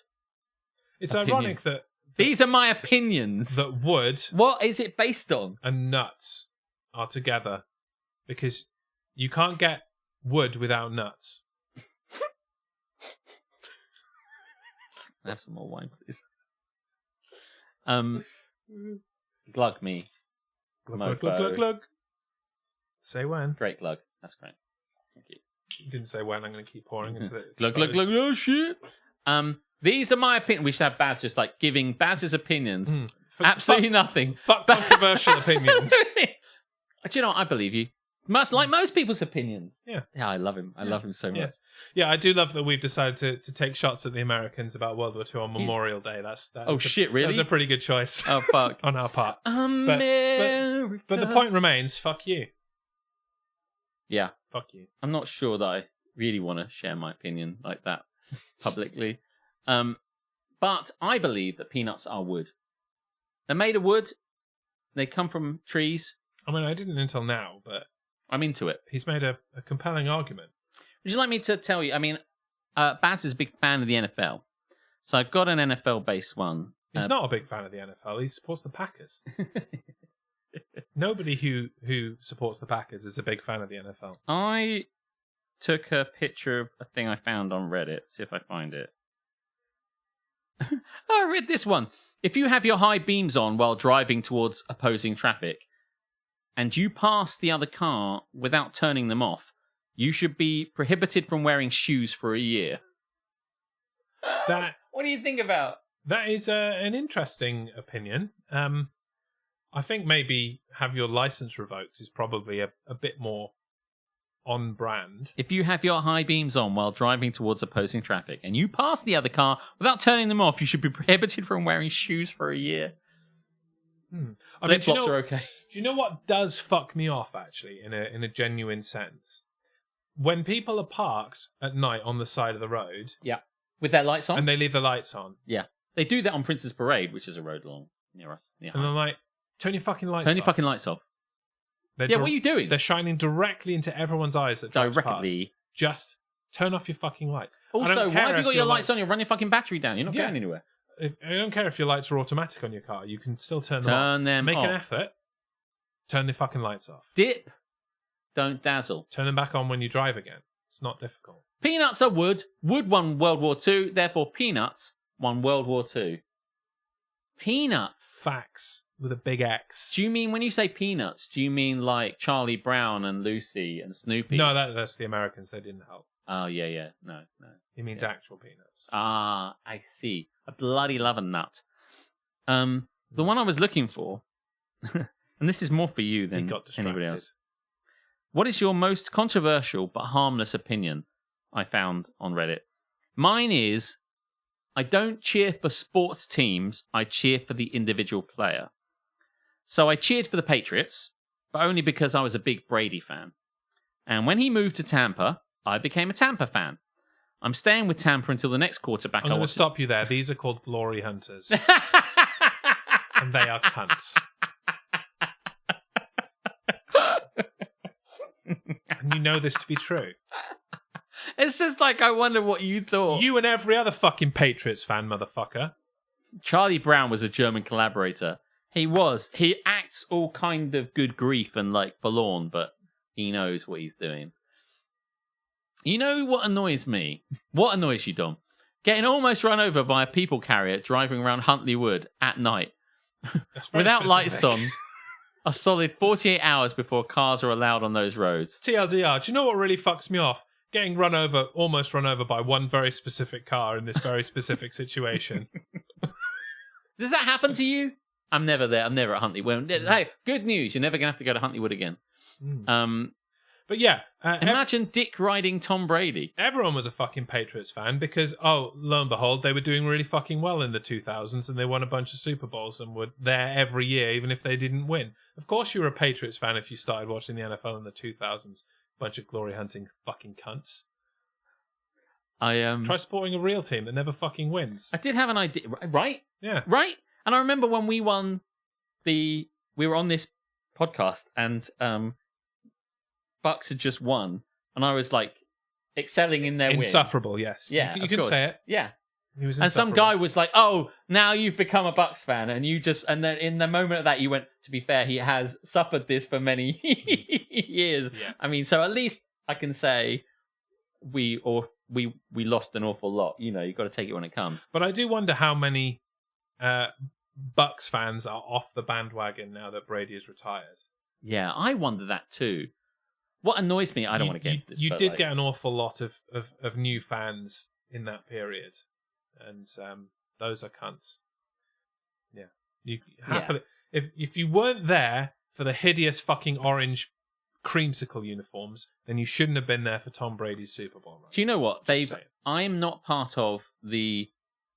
I haven't paid my money to the Bucks UK fan club, but they still send me emails. And See, this is an absolute win. I know. They haven't taken me off the thing because it's just run by some guy and he hasn't just like. And you've got to purged it. manually take them out Yeah. of the notepad file, so Right. that never happens. You got it. And he sent me a thing which basically says because the Bucks UK have a connection to the Bucks, the organisation, the Bucks, and unnecessary, But no, necessary. but unnecessary, completely necessary. And they're a good connection. They do love us as the fan club. I say us. I haven't. They love us. I haven't paid my my £15. Don't tell them. £15? Yeah, I know. I could pay. That's so bad. Fuck off. It isn't even that. It's like £10. Fuck off, £10 For a for year. a Bucks fan club. £3 and a packet of crisps. Right. And they sent me an email to say, once in a lifetime thing, they've arranged this thing to where we go across and we see the Broncos. We see us play the Broncos at home. Like, so we go, they organise a trip, and on the first day we get to go to see their On the first day of Bucksmas. a true Buck said to me, basically, they said, day one, we go to their training facility. No, you can't meet fucking Tom Brady. Not anymore. We go to their training facility and we meet some special guests. And then we all go to eat together and we meet some people. It's Shannon Sharp, isn't it? I don't know what you just said. Shannon. Shannon Sharp. Oh no, that's Broncos. Never mind. I don't know. Not Bucks. Carry on. Anyway, I'm just trying to isolate this thing. Allow me to rack my brain for a Bucks legend. Warren Sapp. There you go. Warren Sapp. That'll He'll do. come along. Anyway, yeah. So basically, like day one, go and visit the facility, look at it, check it out, meet some people, go and have some food, meet some people, and then the next day is the ball game. We do a tailgate, meet some people, special place, have the game, and then in the middle there's a University of South Florida kind of game that we can go to, and then on the day after we go to Raymond James Stadium It's for Central Florida, but carry on. for a whatever it is. Doesn't matter. I'm really trying to get this out. It's super not interesting. I'm trying to tell you this thing so that you can respond to it. I can't get it out. And then the last day after the game, we get to go around the stadium, basically. And that's the proposed thing. And then you visit Raymond James Stadium. And that's the whole thing. And they're like, trip of a lifetime. It's super cheap. And I'm like, I want to go, but do I want to go to that? Because like, it's not going to probably, this is a 40th anniversary thing. I don't quite know what the 40th anniversary of.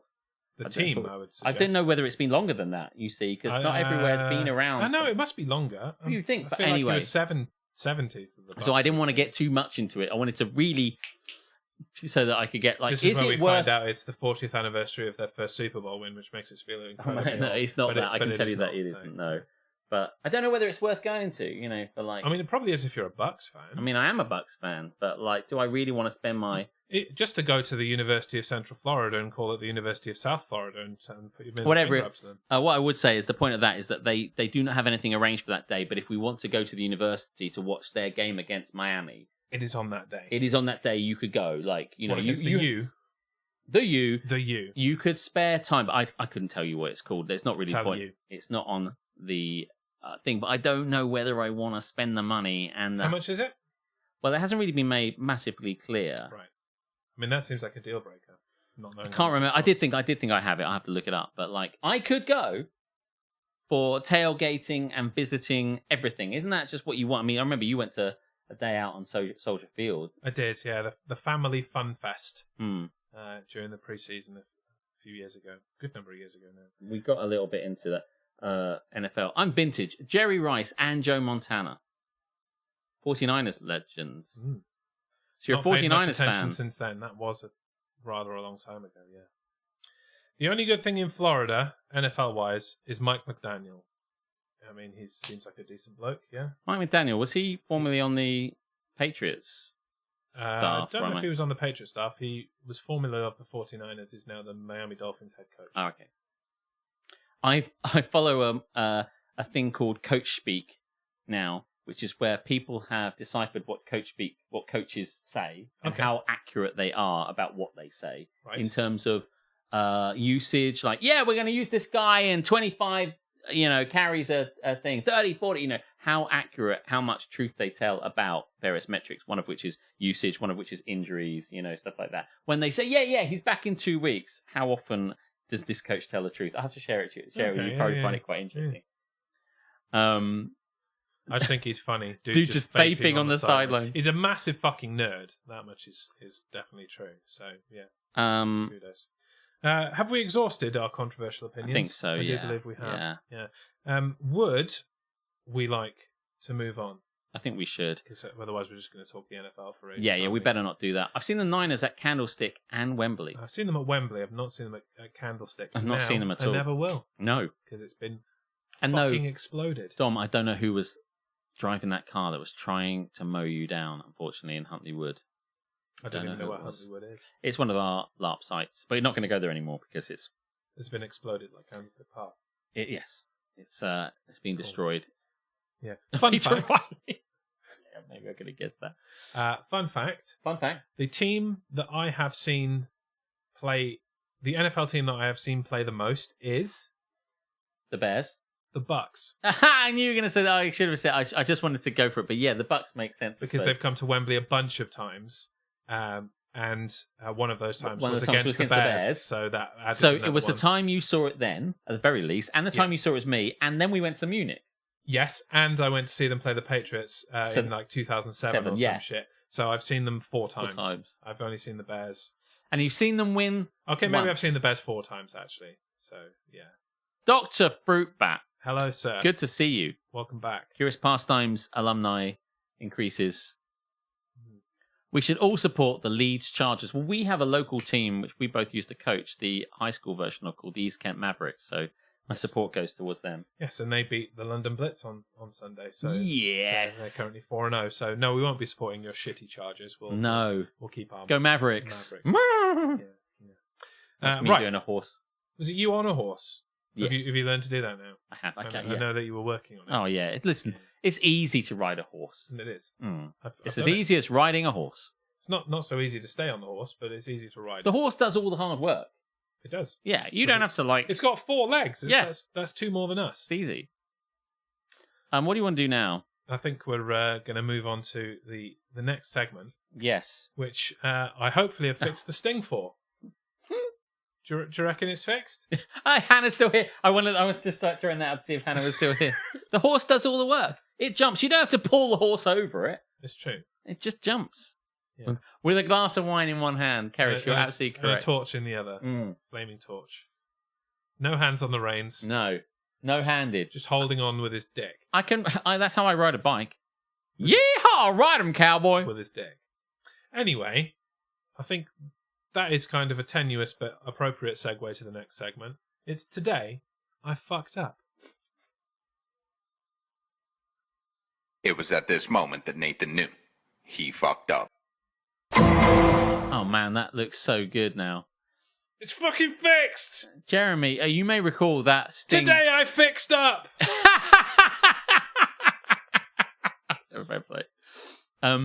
That was all glitchy for quite a long time, which I loved because of the name of it. But because I kept forgetting to fix it. He worked it out. He's done it. He's all. It might have been shitty quality because I used the old 1080p one instead of the 4K one, but it'll do for this week until I make a new 4K one. I think. Have you ever played polo, Hannah? Have you ever done that? Like a good game of polo on a horse? Basically, horse croquet. Then the horse really has to do the work because you're busy reaching off the fucking horse to hit a fucking ball with a stick. Yeah. That's hard. Yeah. Well, I mean, how hard can it be, really? Maybe there if you played croquet. Yeah. That shit's hard on its own. Horse football. The front feet kick the ball. You just basically ride your horse around and you have... Can you imagine horse football? Yes, thank you. This is amazing. And the idea... I have not played polo because it seems fucking terrifying. I mean, what is it? You're riding around? That's the hard bit. All you have to do is like take a thing and clonk a thing. And imagine horse football. It's a bigger ball than normal. And they just run around and you pass it between horses. Well, the horse has to kick it. Yeah. This is probably the only way I could get down with football. Can you imagine it? Imagine what I'm saying. Imagine just what I'm saying. 11 on 11 horses, big field, football and goals, one horse each in goal. Equestriation football. Yes. Can you imagine this shit?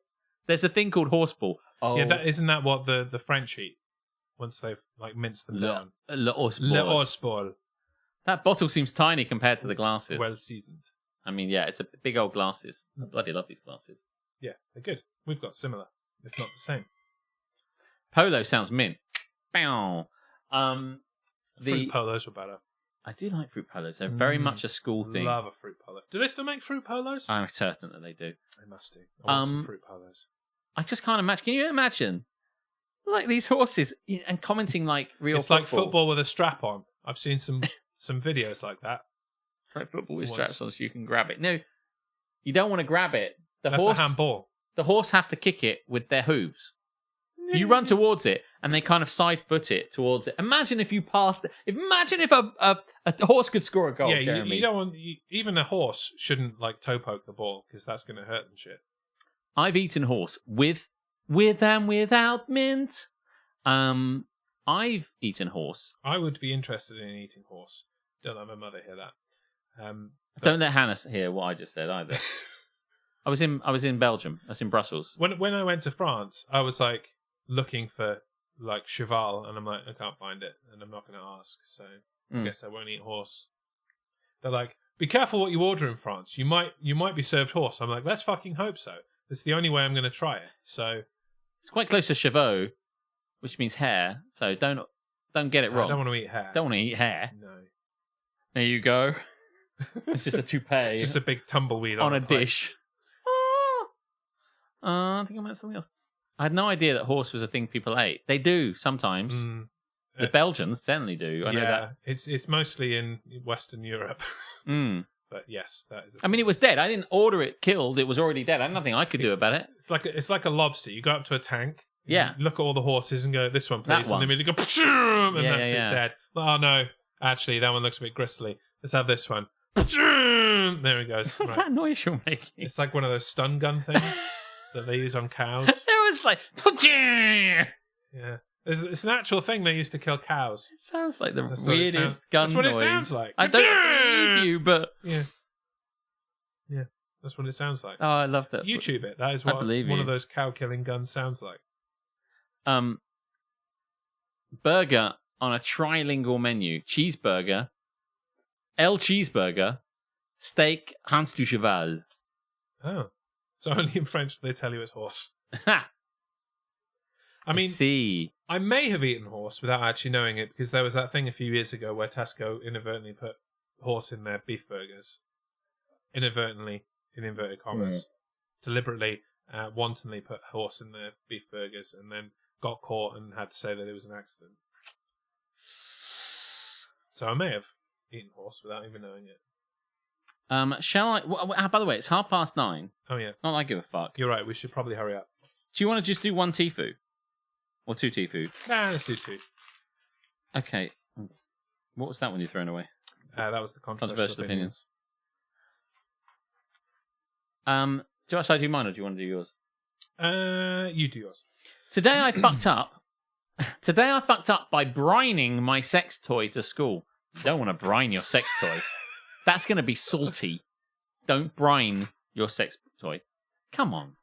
It's the third word of your fucking sentence. Tifu by bringing my sex toy to school. Has this come up before? I swear this has come up before. I don't. Oh no, I don't. I don't. How can I? No, I can't read this. When I was 15, how can I read about a 15-year-old with a When sex I toy? was 17, No, I can't. It's I too bought weird. some very good toy. No. No, I can't. I won't. You can read it if you want. Okay. I'm not reading a story about a 15-year-old with a sex toy. I mean, he's not going to use it in the story, I'd assume. Well, I don't know. I'll read your one. Let's find out together. Here you go. I don't think we've ever done a swap before. This is new ground broken on DGMS 160. Today I fucked up by bringing my sex toy to school. So this happened when I was a sophomore in high school, but I still stay up at night thinking about it many years later. It's been a really good sex toy. When I was 15, I was a horny little bastard. And one night I was hanging out with my friend when he told me that he had got his hands on a pocket pussy. And that it was the best thing he had ever experienced. Is this not like one of the episodes of Blue Mountain Snake? Well, Blue Mountain Snake? Blue Mountain Snake. That's what they called it, that episode. Blue Mountain Steak. That was the name State. of the episode. State. Yeah. I can't even say the word. I've not seen it. What happens in that? Carry on. Okay. Immediately, I realised that I too needed one of these. I asked him how he was able to get one, Good question. and he told me he knew a guy that was a senior and thus could legally enter a local sex toy store. Can't spell bringing, but uses thus appropriately in a sentence. One level up from your hand. I mean, by the way, this has come up before that people are like, oh, we've got to Male have some... sex toys exist. Yeah, and that you need lotion. I needed to have some lotion. I got the wrong lotion. I was using different lotion. Lotion? The fuck is wrong with you? Just fucking do it. Christ. Apparently, for the right price, he would provide you with a flashlight. That was enough for me. The next day I texted the guy, he purchased it, and, long story short, Too late? I took home my first pocket pussy. I shoved it in my hoodie pocket, holding it tightly against my stomach as to make sure it wasn't sticking out. I ran to my bedroom as fast as possible. It was incredible. Now, well, I don't know why you put that there. It's Now. not necessary.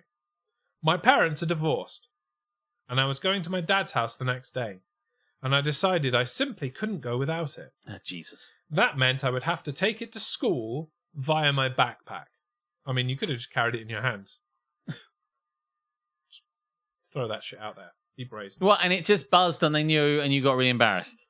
I don't think flashlights buzz, mate, but I don't know. I don't have one. it's just But it has to vibrate, really, doesn't it? No, it's just a piece of silicon you stick your dick in. That seems pretty boring. You should have seen some of the things I fucking saw in Japan. Oh, yeah? Honestly, it looked like it was a torture device for your dick. I almost bought one just to see how it would work. It was really weird. You tried to read the instructions, but they were in Japanese. I could see what it would do. And I wasn't certain it wouldn't just fucking Rip it off. rip my dick off. Honestly, me some and people are Alika into looked that. at it. It was just... They're just out there in Don Quixote. They are. They are. It was so weird. I'll tell you about it at another point. They're so weird. I want one now. I wish I had got one. I feel so... Order No. one online. Okay. You could have just walked around with it on your dick. I mean, that's a good point. It seems like the storage was really built in. I mean... It's a good place Yes. to keep it. No one's going to look there, are they? No! It's a good point. Elf, have you got a flashlight and a penis? And like, if you ever feel like you might just jizz, and just jizz in it. Yeah. Don Quixote. Dong, dong, dong, donkey. Soho was the most sex I've ever seen in my life, you bloody British pervs. Do you think... I bloody love Soho. Soho is one of my favourite areas of London. I'm frequently there when we're there. Some great pubs there. Really nice places. And if we'd met up, I would have taken you to some. But, it is quite sexy. But I must say, I think I'm kind of blind to that now. I mean, Probably it's all got the wanking. hoe in the name. Of course it's fucking sexy. You can't have hoe in the name of the place. Did you go in something? Did you go in a little shop? Or did you come in something? Boom. You bloody British pervs. Is it like that in South Africa? Can you go into little sex shops in South Africa? I always imagine South Africa's like the wild fucking West. Yeah, how sexually aware is South Africa? I mean... I don't know much about the sex life of South Africans, and I'm willing to be educated. Yeah, I Frankly. mean, I couldn't say. Sorry, do carry on. I We will. have them, but no one ever goes in them. It seems like a poor business model. But we digress, and I will carry on. I now have to take it to school via my backpack. Okay, I thought, that shouldn't be too hard. My parents didn't go through my bag anyways. Why would they? I shoved it deep down in my bag, and the next morning I was off to school. Yes. All was going well until the second to last period. I was called to come down to the office. I had no idea what this was for because I typically behaved well in school.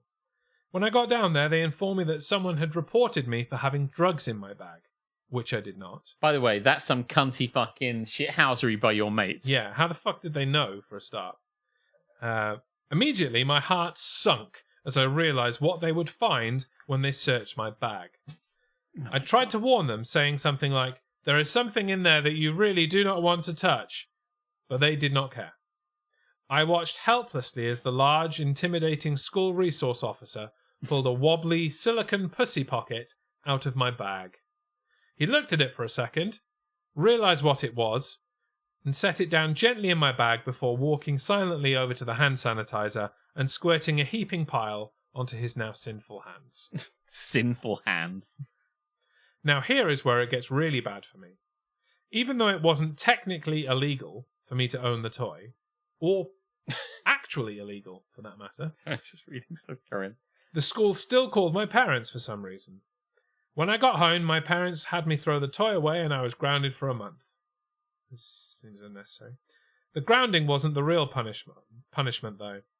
Having to explain to my dad everything about the situation, from how I obtained the toy to how I got caught, etc. I mean, Who gives a fuck, who man? gives a fuck? And your dad surely knows what the fucking deal is. That's not very sex positive. It's not. I mean, better doing it into a piece of silicone than knocking up a girl at the school, right? No. By the way, these stories never end in the progressive way that I think we, or definitely not Dom, would have it. You know, I mean, we're very progressive. from pounding to grounding. As long as The there's Michael consent, Cole story. stick your dick where you want.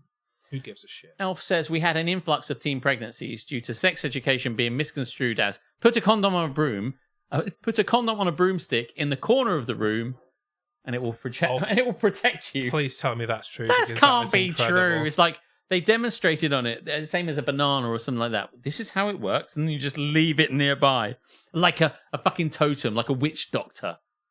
That's what it's like in South Africa. See, They still believe in this magic. I speak only truth. In the United Kingdom, we couldn't do that on broomsticks because the bantery Brits would say, "Well, mine's fucking bigger than that, isn't it?" And then they wouldn't take it seriously. So they had to do it on anthropomorphically unrealistic cucumbers. Just instead. let the boy wank. Won't somebody let him wank? This poor boy, says Dr. Fruitbat. TLDR, I took the flashlight to school and they searched my bag and called my parents, leading to a grounding and a very awkward conversation. It's not a very good TLDR, but there's the TLDR. I mean, is that true? I guess it is true. I don't know. An old friend of the family was given an MBE for services to teen pregnancy. What it says on the certificate, she ran the Brook Advisory. Okay, I don't really know what that is, and my TV almost went off. But listen, for services to teen pregnancy. Listen, I thankfully have, as a child, certainly was a child, as a young teenager, did not have any services to teen pregnancy. They have like plastic penises they stick to the desks now. Well, fucking finally. I mean, Jesus. Welcome to the 21st century. It should be easy to get. Yeah, I mean, like, they're 2 for a penny, aren't they now? Our ex-president Those. tried to wash away AIDS in the shower after cheating on his many wives. I mean, I don't want to cast aspersions on an entire country and decisive alpha. What the fuck? Now, once you want to get out to come to London, come back again. How dumb are people? I thought we were fucking dumb here in the UK. Oh my god, I'm having a really good time. It might be the wine, but this is really, The wine certainly helps. This is a fun night. I'm so glad you're all here. By the way, has anyone here played No Man's Sky? I just have to ask quickly. No. I know you haven't, but No Man's Sky. But Dom and Oh yeah, you Fruitbat wanted to go on this rant last week. It's not much of a rant. All I would say is that I thought No Man's Sky was going to be really good. I really enjoyed it for a while, and then I thought it was shit. So now my takeaway is I want to put No Man's Sky directly in the sea, and it struck me, maybe incorrectly, that Dr. Fruitbat had played it. No, I've seen a bunch of it. Okay. I thought it might be your sort of game. And because it's a decent game, I just really hated it at the end. And I just thought, can I just say, just don't bother with No Man's Sky. Although, just today I started playing Outer Wilds. I don't know if any of you guys have played Outer Wilds, but I've played like about 10 minutes of it, and I'm going to play it when I get off this. But yeah, Outer Wilds looks really, really interesting. So yeah, that's my gaming. I just thought, when I saw you, I thought I haven't played a video game in ages, other than like, Catan and Ticket to Ride, but I don't count that really as a video game. I'm currently playing Dishonored 2, and Dishonored 2 is like one of the best games I've ever played. Absolutely loving it. Look up the story about how the UK had to adapt to the South African president visiting, given the differing laws about being able to marry multiple people. Wow, that is interesting. I had no idea. I mean, how do we feel about the, marrying multiple people? I say, who gives a shit? Listen, I know people who are going out, or like in a throuple, and I can't help thinking that's just more trouble than it's worth. That's it's a lot of effort. It's so much more effort. Give you that, yeah. Than you had already. More effort than I could. More birthdays you have to remember. More anniversaries. If people want to do it, then who gives a fuck? Think about the plates you're spinning. Honestly, if you were in a relationship, imagine your relationship not in a throuple, but like there's like 6 of you. I mean, it's probably easier in a throuple where everyone knows. Imagine you're in a relationship. I can imagine. Carry on.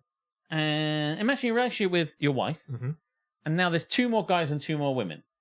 There's 6 of you in total, 3 and 3. That's a lot of people. And you live in a big old, completely detached house, with a lovely garden, and loads of driveway space. I don't know why I'm describing it like this. I mean, I'm digging the house. Mate. Yeah, it's so nice. A really big house. Is this what I need to do to get a nice house? Yes, you're going to have to. To get a big giant house. And like, you'll have loads of rooms, and you'll just like fuck each other and stuff. What do you think about that? I mean, for the driveway, I'll probably fuck anyone, if we're being honest. My friends are a throuple. They have 2 kids and do a really good job together. I mean, by the way, as it almost always is on this, like, I'm not really taking shots at anyone in particular. I'm just finding the funny if I can. And one of these things is, like, how is this not, like, really hard? I mean, for your friends, apparently, Dom, hey, I mean, it's all working. If everybody knows about everyone in the relationship, then I think it's all good. How would I begin to add a third person to my relationship? And what would it even look like? I mean, probably, like, a dating site or something.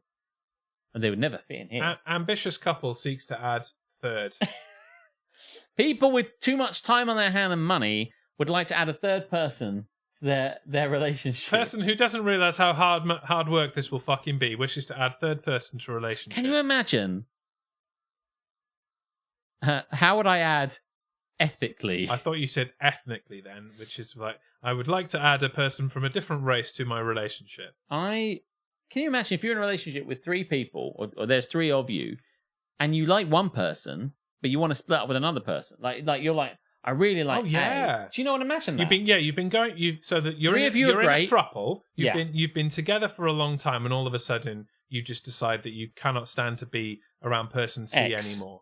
Yeah. And you like, so you speak to person B like, I really think that we should break up. We should make it. Well, no, I love person C. Yes. I really love person C. And well, don't say anything to her. And then what do you do?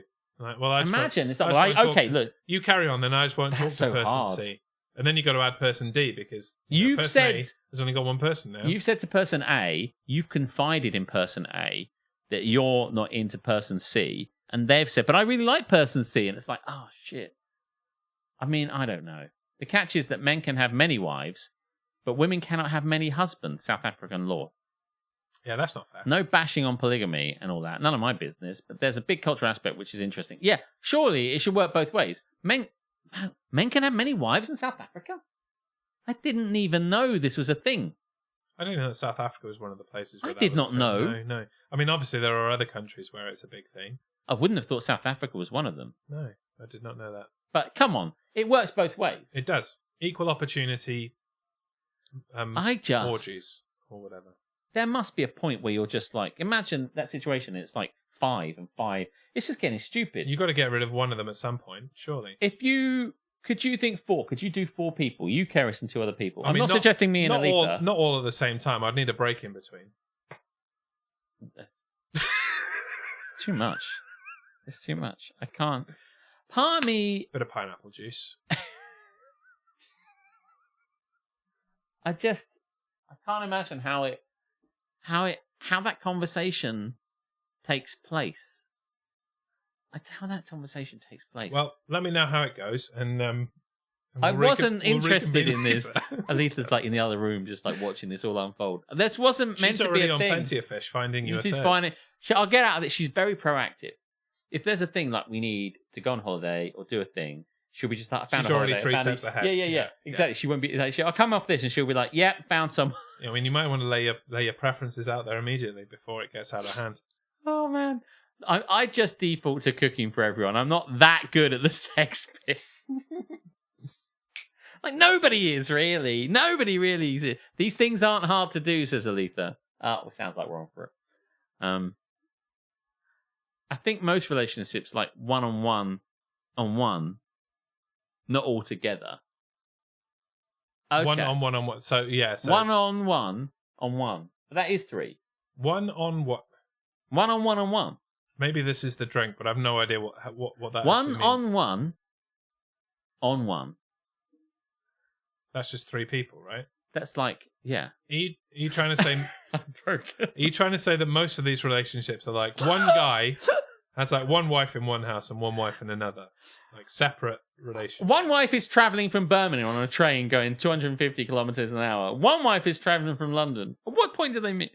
Like a centipede. No, that's what I was thinking. I was about to say, Aletha, like a centipede. I mean, having 2 separate relationships is just boring as fuck. There's no fun in that. No one wants to do that, do they? No, but like, could you imagine having an entirely... I'm just going to throw this out now. Could you imagine having an entirely separate wife and kid in, like, Chicago? Mate, I'm tired enough from my first relationship. I know, but like, or like, I'm putting it too far away. Dover, right? And then you, like, drive to Dover. I would like to assure you that I would never marry anyone from Dover. Okay. Felixstowe. I don't know where that is. It's in let's roll Essex. with that. York. Somewhere up country. That's quite far. Are they Viking? Former capital city of our country? Yeah. And you've just got an entirely separate life. Okay. Can you imagine? What would that be like? Could you do that, do you think? No, that would be fucking hard. But can you imagine it? I'm telling you People now. do that. Like, People are doing it now. There are people who have 2 completely different families and that don't know about each other. Yeah. Yeah. No, And I'm not going to do this. Let me reassure you, I'm not going to do this. I'm not either. But That's I kind too of, much effort. kind of feel like I sort of want to Or know someone local. what it is. There is Or that, someone yeah. local, yeah. I mean, A is dating B and C, Right. and B is dating A and D. One and one and one. That still doesn't make one and one. I Yeah, would that's be too much dating effort. Aletha and another girl, That's too much effort. and I don't- Aletha is dating me and someone else. Yeah. This only That's works. insane. This only works if you're like And bringing so another B and person. D are not in the same relationship. Yeah. No, you want to. If you want to B bring and D someone never into your meet. actual current relationship, that's low maintenance. Then they live with you. That's fine. But like, yeah, having to do one set of like living and then go and do another set of living, that's hard work. Fuck. Doms, I had a boyfriend where we only took each other to weddings and other events, nothing else. It was lovely. That does sound pretty fucking cool. Yeah. I mean, if you're a single person, then just that works perfectly. You can't have it be circular, recipe for absolute disaster. But isn't the point of these, like a throuple is everyone's together? Like A, B, and C are all together, right? So they will be circular. They can't help not. It's not like But then D is. if it's A, B, and C, A doesn't see B and A sees C. B and C never meet. I mean, this hypothetical just using letters hurts my head, let alone actually doing it. If it's A, B, C, and D, yeah, 2 of them could never meet. But Which one am I? You're J. Agent J. But it's interesting. What else says A is dating B and C, B is dating A and D. I never considered it like that. By the way, when I said 6 people, that was insane. I never suggested that. I never considered 4 people. And I'm not considering it now. There's not enough space. Not enough space. I have to find another place. you're kind of in a throuple. It's you, Aletha, and Margaret. Oh, yeah. But, I mean, without the sex with Margaret. No sex with because Margaret. she's asexual. No. And I think that something could happen with Margaret, but it's like unspoken. She would never say it. She would never say it. She would no. Or do it. No, she wouldn't do it either. She's very professional, and I think that would ruin the relationship we have, such as we barely see each other. We're like slips apart. Slips that pass in the night. Anna is dating Ben and Carl. I think I do understand your A and B. Anna is dating Ben and Carl. Ben is dating Anna and Debbie. Carl and Debbie don't know about each other, but aren't in a relationship with each other, but the others. Oh my God. But, like, here's the thing. I see how you thought adding must names have might met. make this easier to understand. They must but have allow met. me to assure you that Oh. it does not. Don't know about each other. Do know about each other. Alf, They you're are not in a helping here by mistyping. By the way, when did this all happen? I'm not against it. I'm not saying there's a bad thing about this, but it seems like at one point everyone was down with this concept, like one person. And someone said, why does it have to be one? Yeah, I'm Why not sure can't we make it two? I'm not sure where monogamy came from.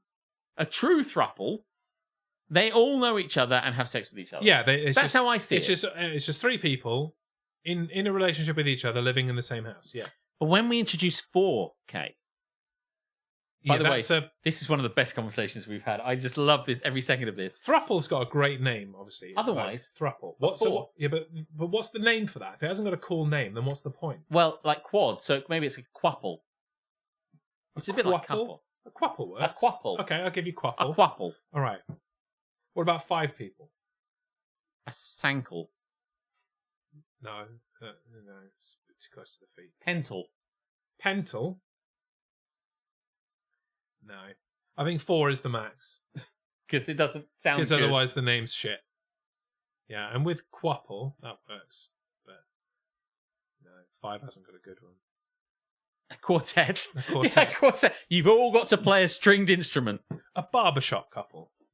Bom, bom, bom, bom, bom, bom, bom, bom. Oh, I mean, a group of 4 people who are all fucking each other but also do barbershop music. Sign me up. Mr. Sandman. Bring me a dream. Boom, boom, boom, boom. Make it the sweetest. Oh my god. Mopal. Mopal? That's when you only have sex with people called Mo. Mo. Mo. Double. Thruple. Quapple. Pental. Hexal. Wait, hang on. Mopal? Like mono. in like a relationship with yourself? Yeah. I was Right. frequently in a mopal. I mean, I don't think it's called that. I think that's just called being single. But I understand you. A double. Thruple. Quapple. Pental. Hexal. Hexal is 6. 7. Septal. That sounds satanic in some way. And hex doesn't. Or pental. Ethical non-monogamy is very big and clever. But like Rick and Morty, there are lots of die-hard fans of it that I want nothing to do with. Not my joke. I was going to say, I'm going to take that as yours. Yeah. Listen, I'm almost certainly taking the piss at all times, so I'm glad you are too. Yes, I will remind you of the information at the beginning of this show where I point out that this is comedy and we don't tend to even believe the things that we say. We It's all talk nonsense almost it's all all the time. just chatting shit. Mm. You've got a Tifu. Do I have to read it? Yes. Okay. We're almost at 10, but I don't give a fuck. By the way, I read this earlier in my ones I didn't like, and I don't understand it. Okay. I don't understand the first thing about this. Maybe by reading it, I will. Today I fucked up by finding fruits snacks. I've been celibate for almost 2 years. I mean, was that a planned thing, like a monk is celibate? I mean, it's only celibacy if it's a choice, Okay. as far as I'm concerned. Yes, I've been celibate for almost 2 years, up until Tuesday, when finally it happened. Right, so that's not celibate then, because you wanted to have sex, Yeah. but didn't. I reconnected with an old ex. An old ex. As opposed to a new ex. Yeah. The ex, not just an ex from high school, but an old ex from high school, and decided to meet up. I met up with him at an Italian place that was a good middle point between our homes.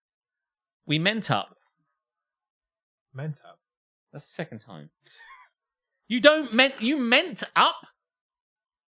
I'll be sure to spell check these before I give them to Alex. in future. MEANT. It's just not even worth it. I meant up. You met.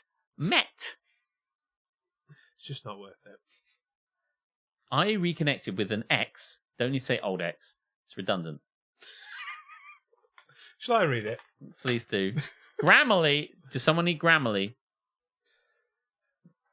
I kind of correct these as I go. No, don't. Say it wrong. No, don't say it wrong. Okay, this is good. 2 swaps in one show. It's not a swap. He's not getting anything in return for this one. Yeah. I think I'm There you go. not allowed. You can have my ITA. Okay. Oh, hang on. No. Let me spell check it. No, you No, can't have you my could ITA. keep it. Today I fucked up by finding fruit snacks. I've been not celibate. I've not had sex for almost 2 years up until Tuesday. And I'm not happy about it. When finally it happened. I reconnected with an ex from high school and decided to meet up. I meant up. I'm going to ment you in the face in a minute. I had some Mentos. I met up with him and chatted. No, I met up with him at an Italian place. There was a good middle point between our homes. We met up and chatted for a while. He mentioned... Stop saying meant, you cunt.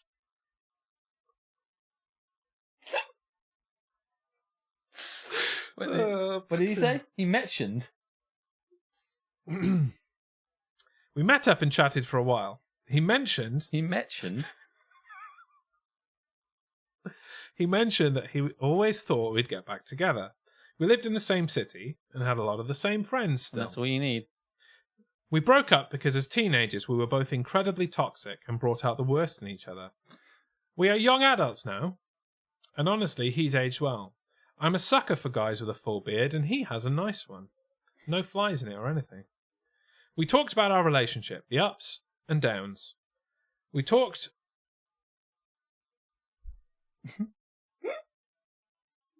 We talked about our first time together sexually. It's not what it says, but I've made a sentence out of it. Okay, well done. It was an almost because I started crying and panicked about being a teen mom. So it never happened. Poor guy didn't even take his dick out. So they went to have sex and she went, shit, if we have sex, Not happening. He'd always said he wondered what would happen if we'd done it. I think I know what would have happened. She'd have been a teen mom. It's right there in the text. Yeah, no, exactly. Because they would have had a condom on a broom in the corner in South Africa. We understand how it works. I mustered up some courage and told him it wasn't too late to find out. So we left my car there and drove to his place and immediately got to it. Ended on the counter with him really going at it. He pulled my legs closer, and when he pulled me closer to the edge, I was looking into his pantry and noticed he had gushers. What the fuck is a gusher? I assume it's a fruit snack. Oh, a fruit snack. Based on the title. Oh, okay. Today I fucked up by finding fruit snacks. I very loudly and probably more excited about the gushers than the actual sex said, "Oh my god, you have gushers!" She's gonna gush, I tell you. I don't think she is. I threw off his whole rhythm, and he bust out laughing and says, "Yeah," and went to get them. We then sat for another 2 hours on his couch, raiding the pantry for other snacks. Sex isn't on the cards for these guys. He drove me back to my car and gave me a box of gushers.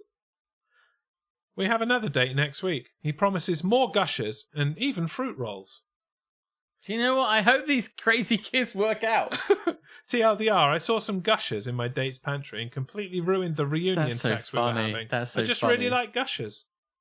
I love the idea you're having sex and you look up and it's like, oh shit, you've got Pop-Tarts, like just you see a thing. I mean, it's a bit similar to the, what food would get you to accept being in a house with a Confederate flag? What would distract you enough from sex? Oh my god, you have this food? Oh my god. What would it be? Elf. I don't know how you're saying all this. I also don't know. That looks like you're saying SY. I don't know how you pronounce the sigh sound. Sihet padkos nu. Sihet a bipad ni padkos ni. Sihet padkos nu. I concur. This is Afrikaans, and it's going to be a bit like Dutch, but I Let me tell you, don't think. I don't speak Afrikaans. He wished on a monkey's paw to make a woman gush. Did he? Is that translation? It's a joke about him having food in his beard. I see. It must go down a storm in South Africa with your president and his many wives. You have food in your beard, all 8 of them said. Pigs in blankets. Pibs. Listen, you did very well reading that. Thank you. You had to probably correct quite a lot of it. Despite the poor spelling and grammar, your shithousery, and my general drunkenness, I think I did do quite well. Happy days. Happy days. Well, listen, shall we do the last 2 things and stop? 2 things? We have 2 Am I the Arseholes? Oh, That's yeah. what I meant. I didn't One mean thing in... one thing in double. Yeah, 2 things in one segment. A double. I am with you. Not a triple. Not a thruple. Yeah. Actually, there are 3. There are 3. Yeah, one of them's very short. Ah, Yeah. I see. But, Can you imagine? Equal opportunity relationship. Even the short one gets to join in. That's it. Here's the thing. What if you were in a thruple and like someone wasn't quite so good. That's Maybe- why you'd get a third person, surely. Yeah, because then they'd be like, listen, I know that's not what I'm bringing to the table, necessarily. Mind you, you get to a certain point in your life, and it's probably not so worrisome. This about person brings the brains, this person brings the massive dick. That's how a throuple works. He does my taxes. You finish that sentence yourselves. Okay. Shall I press the button for the segment? Oh, yes. Let's do the segment we like to call Am I the Arsehole? Am I the asshole? No, it's the children who are wrong. All bets are off tonight as we try to do segments without bothering with the stings. Yes, so there's two there. I see that. Would you like to praise them for spelling and grammar and decide whether you'd like to read them, or are you quite happy with the two that you've got? No, I like it when I deliberately... brains, brawns, and dicks. Listen. That's what you need in a relationship. I'm the whole package, baby. One of them's brains, one of them's brawns, and one of them's dicks. Well, okay, maybe I'm not brawns, but listen, that's not the issue. I don't think anyone would worry if you had to cut out one of them and it was brawns. Anyway, I'm going to put the wine down. Right. Shall I read the little one? It's up to you. I mean, I'm gonna sandwich it in the middle with my medium-sized one. Just With like a thruple. With my perfectly average-sized ITA. This ITA's got nothing to be ashamed of. It meets the national average. Am I the arsehole for using big words? Am I the arsehole for using big words? I recently found out that I'm being laid off. Made redundant. I didn't say that. I mean, come on, you're using big words. Anyway, I recently found out I'm being laid off in mid-July and have started looking for new work. During a random conversation with my family, I said the word hyperbolic. I write in my free time, so I do know a lot of words. Good for you. And sometimes I do use them in regular conversation. My mum took a moment to inform me I shouldn't say words like that because it makes people around me feel stupid. And I said, no, just you, Mum. Yeah, that might be because you are stupid. Listen, it's not my fault that make people around me feel stupid and could make finding a job more difficult. Yes, because that's what you want in a job interview. Be more mediocre, dumb yourself down to give yourself a better chance of getting it. That makes sense. I shouldn't say words like that because it makes people around me feel stupid and could make finding a job more difficult. I got confused, as for a moment, I didn't even realize what word I said would prompt such a response. I had to be told. My mum insists it feels like I'm trying to seem smarter than everyone else. But from my perspective, it was just a word I chose. But from my perspective, I am smarter than everyone But I else. am. I told her I am smarter than you and everyone in the family. Sure, I could have said I'm exaggerating, but from my perspective, it was just a pretty benign word choice. Am I the arsehole? No. No. Never dumb yourself down. No. For anyone. Like I've always prided myself on, I will not dumb down my language for anyone, including like my child. And that I think that is a key reason why my child can actually speak like a normal fucking person. Because I wouldn't, some people, when they're raising a child, they will speak in simple terms and they will dumb down their language and speak in kiddie talk. I'm like, no, I'm just going to speak to my child like a normal fucking person because they are. And if they don't understand a word, they can ask what it means. And I can explain that. Yes. It's not hard. No, you're not the arsehole for using big words. I'm just going to say that now. Yeah. You're not exaggerating using hyperbolic language. Hyperbole. It is a great word. Yeah, not the arsehole. Not at all. Okay. You're up. There you go. Batter. A quickie. A quickie. A quiche. That's what we say. A quiche. I had a quiche yesterday. I do like a quiche, but I have no idea what you're saying. Because you said quickie. Because like quiche. Cool wiki. Yeah, no. It's spelled like cool wiki. Yeah, Okay. yeah. Unless you're using the big words wrong because you don't really know what it means. I mean, that's different. Yes. Hello, Captain Brilliant. Speaking of big words, it's Captain Brilliant. Yes. I've got many big words for Captain Brilliant. Most of them not suitable for work. Yes. Hello, sir. How you doing? You've joined us at the tail end. Captain Brilliant, can I ask you a question? Would you ever be in a relationship with more than two people, like a throuple or a quapple? I think we already know the people? answer to this. Would you be in a relationship with 3 other people? 2 other people, 3 other people, 4 other people, multiple people? I'll point out they won't all be female. Yeah, they're not all... Yes! Right, great. Let's No, he said yes about asking a question. He hasn't given his response to the key information. Yeah, they might be like 2 guys, 2 girls. There's 4 of you. Yeah, you got to keep the numbers even. Yeah, I think that's fair. Can you imagine 3 girls and 1 guy? Fuck me. Unbelievable. I don't have to imagine. I've got the internet. Just saying, I wonder whether you would... Do I have to have sex with the men? No. No. But on some occasions, the men will have sex with one of the women that, you might want to... You do. And maybe some of the other men will have sex with some of the other men if that's what they're into. Yeah. But you're not into that. You can do whatever you want. Consent is still a thing. No. Yeah. It's just, do you think you have the time and space to kind of commit to a relationship that has more than one person? I mean, I would have to say no. Fair enough. Keep it just 2 people. Keep it 2 people. Fair enough. Right. Well, I won't email you later. You almost had free house and board with Alex then. Yeah. Captain Brilliant, but you've thrown it all away. Yeah. Am I the arsehole for making a one-off jibe at my brother's girlfriend's fake boobs and fake nose after my brother insulted my hinge matches? Oh my God, that's a long sentence. It's quite a biggie. I'll give it again. Try and break that down a little bit as you go. Okay. Am I the arsehole Yes.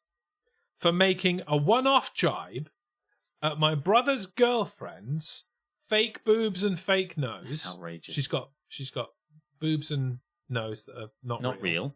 Spurious. After her and my brother Yes. insulted my hinge matches. So you were on, if I might, before you're about to embark on this, you went on a dating site and then Yeah. I you assume matched... that's what hinge is. Yeah, I think it is. Then you matched with some people. They took the piss, and so you took the piss back, probably in a bit more of a outrageous way. But let's find out. Let's find out, rather. I, 22M, went hiking with my brother, 27M, and his girlfriend, 25F, yesterday. Can I just say, I know that in some cases this is relevant, but not everyone needs to share their age and sex in a Reddit post. No, they just do it now. Can we not be compelled to do that anymore? Can we just Do away with that. like this? It doesn't matter. It doesn't matter. It's not relevant. One-off jab is the same as a jab. Yeah. Doesn't matter if they only do it once. Match made in heaven. Picking out that redundancy and raging against the machine. Where was I? I told them 2 weeks ago that I just got on Hinge. My brother asked me how that was going while we were on the hike. I showed him my matches and a few noteworthy conversations. His girlfriend seemed interested too, as I was showing them stuff on my phone. AKA, his girlfriend was nosy. After showing him 3 conversations, he asked me why I'm wasting my time chatting with ugly girls. I asked him if he was busting my balls or if he really thought they were ugly. You're busting my balls! What are you doing? He said, those 3 are ugly, and to show me one of the hot ones out of my 30 other matches. 30 matches? 30 matches? Oh, go fuck yourself. Come on, that isn't even vague. 30 matches? Are you doing the just swipe on everything thing? Fuck me, 30 matches. I showed him one. Better than you fake nose prick. And that's what he says. I mean, yeah, we'll get there. I showed him one that I felt was pretty hot. He said that she's like a 6 at best and asked his girlfriend what she thought. Oh, God, this guy's the worst. His girlfriend said, no comment, with a smirk. Can't fucking read. Fuck these guys. I didn't appreciate the arrogance out of her. My brother kind of pissed me off a bit, but his girlfriend pushed me over the edge. She teases me sometimes and seems to have an inflated ego. But I wonder what she'd be rated as. I've never heard her put down another girl's looks before. What really makes it worse is that she's got a boob and nose job. Sure, she might be considered LA hot now, But No, it's La Hot, the French. La Hot. Mm-hmm. But I felt like I needed to check her ego. I said, at least none of these girls that I matched with have more silicone than brain. Oh, snap! My brother's girlfriend isn't that dumb. That was the first jibe I could think of.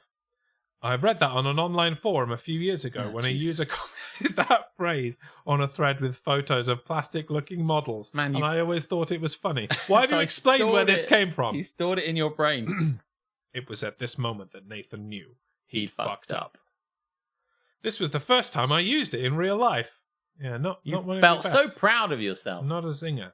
Not a zinger. And if someone else's zinger. I tease my brother's girlfriend sometimes too, but never about her appearance. I don't like going there. She's usually cool with my teasing. However, this time, both my brother and his girlfriend were triggered. Hey! My brother told me that it was super low of me and to never talk about his girlfriend that way. His girlfriend said that she didn't even mean to imply with her no comment that she thought the girls were ugly, Oh, stop it. just that they were not as pretty as I probably thought they were. No. I mean, that's probably more insulting, actually. I said, sure, in a dragged and disbelieving tone, much like I just did. She said I had the privilege to continue simping over these girls if it tickled my pickle. Simping over these girls. He's just looking at girls on the... Seeking to date Yeah, he's trying to date them. girls. He's not simping He's them. not simping. I don't But think you know. He could actually meet them if You use this word a lot. It does not mean what you think it means. Yeah. I told her I will. Which, again, is not really the jibe that you hoped it was. These The rest guys of are the terrible hike- at insulting each other.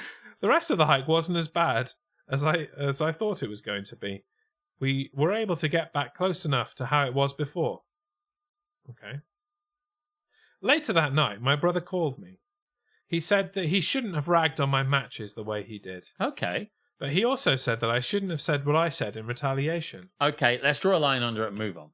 I told him that he's right, but that he needed to check his girlfriend's ever-inflating ego. No, leave it now, mate. Leave it. He's apologised, you apologise, move on. He asked me what I was talking about. Oh, no. I said that she's displaying more bitchy tendencies every time I see her. No, just stop talking now. He didn't even ask me to elaborate further. He told me to grow up and hung up. Yeah. And apparently that's the end. Okay. No, even am I the arsehole? What's he the... Am I the... It was long, remember? Have you got the time? I do. Am I the arsehole for making a one-off jibe at my brother's girlfriend's fake boobs and fake nose after her and my brother insulted my hinge matches? Captain Brilliant suggests they're all cunts. We didn't have something for that. I mean, I'm not sure that's not true. Well said. Well, yeah. They're all cunts here. Yeah. Yeah. Let's hit it. That one. Yeah. Everyone sucks here.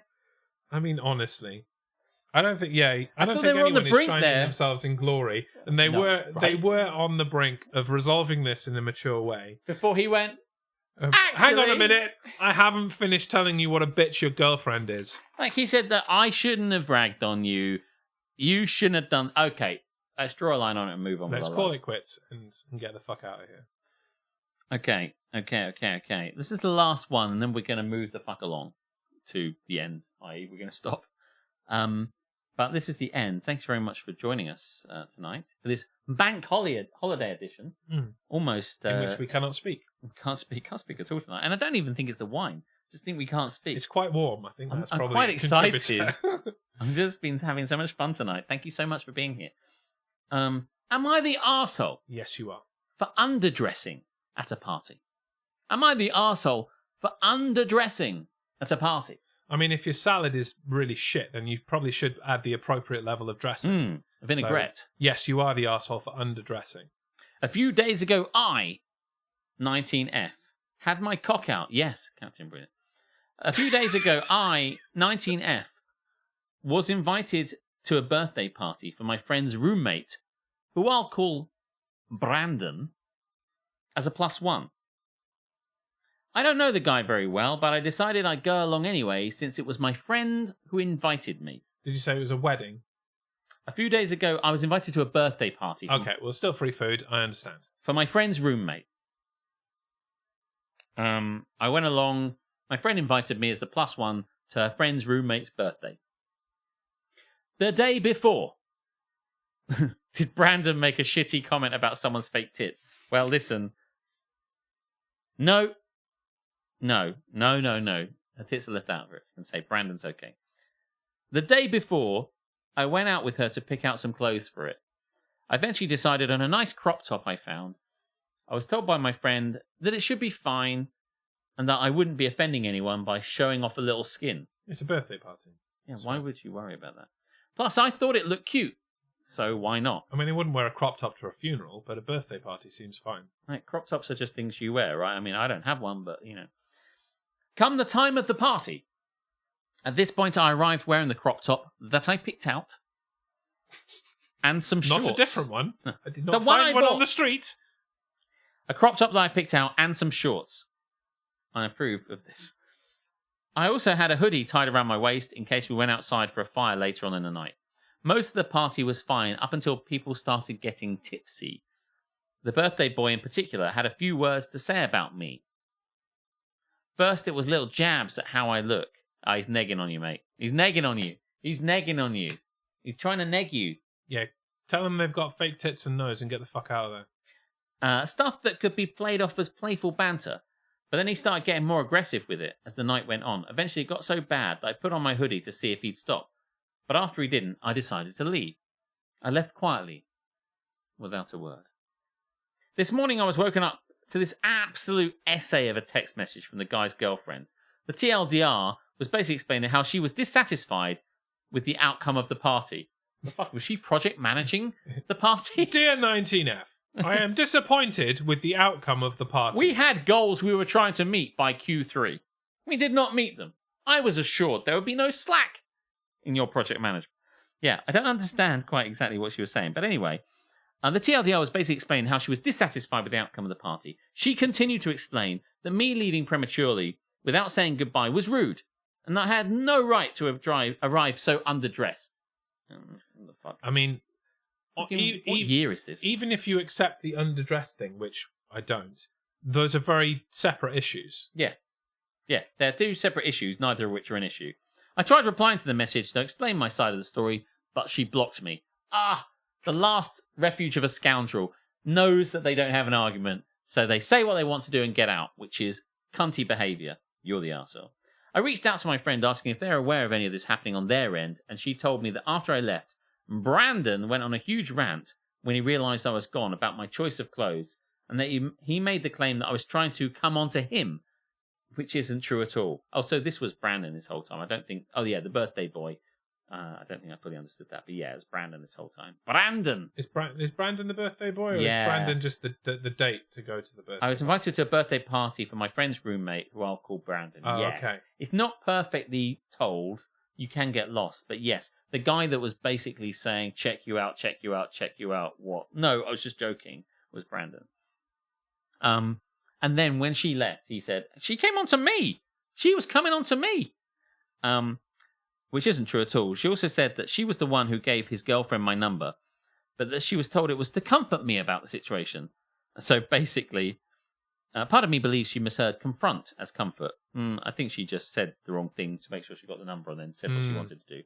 I personally don't believe I'm the arsehole here, but I've had similar moments where I really was an arsehole and I didn't realise it. So I thought I'd check here.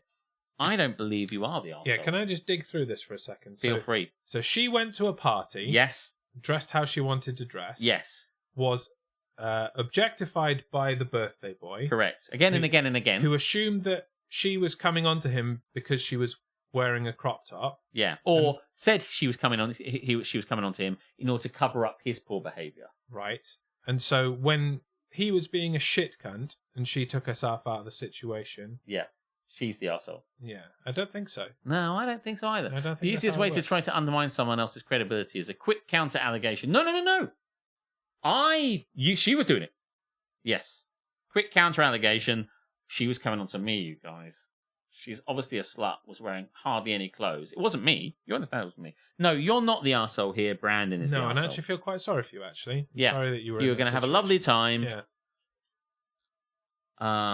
Yeah. No, you're just like wearing clothes. It's fine. Fuck you, Brandon. You can say, am I the arsehole for underdressing at a party? No, not the arsehole. No. Well. And Brandon's friend can suck a dick too. And not in the good way. Straight in the dishwasher. That's where they go. That's where they go, yeah. Yeah. I find them after a while. Like all the good am I the arseholes. Clogging up the Find them in dishwasher. the dishwasher. Well, it's been a delightful time. Brandon is a borderline sex offender. Brandon has definitely got some fucking issues. A bit worried about Brandon. Well, not worried that I give a shit, but No. what's going on? What's going on? We'll call him Brandon. Well, call him something else. Listen, this has been wonderful. It's gone on a bit longer than normal, but I think we've had an excellent, awesome time. It's almost 10:30. We'll be back next week at 8 o'clock. Yes. For episode 161. More of this shit. Can we play darts on episode 180? 180! I know it's a bit on the nose, but when else am I going to play darts? Well, listen, I went down to a place, this is what I was going to tell you earlier, actually. Oh, okay. On the Harbour Arm. Oh, yeah, the Harbour Arm thing. Harbour Arm thing, yeah. They have opened up a new place on Folkestone Harbour Arm called the Boardroom. And it's got a load of darts, like electronic darts, so you can throw the darts. Nice. And they're plastic tip darts, so you can probably play games and shit. And I can play darts without killing myself. Sounds good. Correct, or anybody else. Yeah. Well, I don't care about that so much. Okay, that's fair.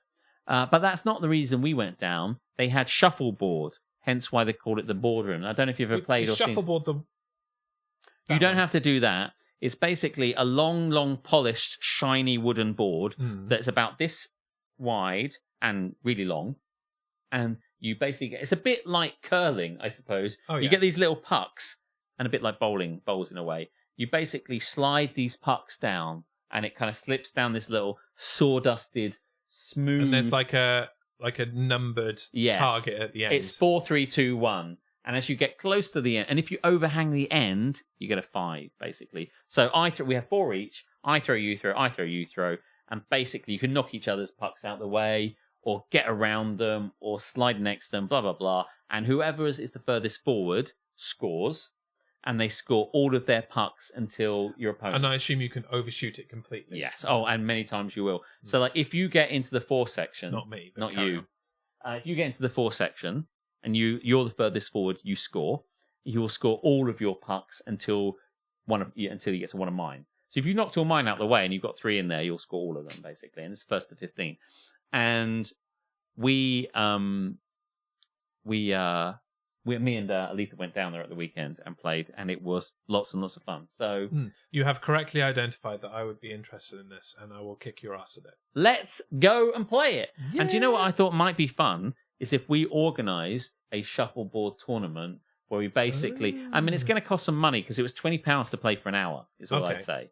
But you can increase the time, and you can play in doubles effectively, like 4 of us could play, especially if we were in a quapple.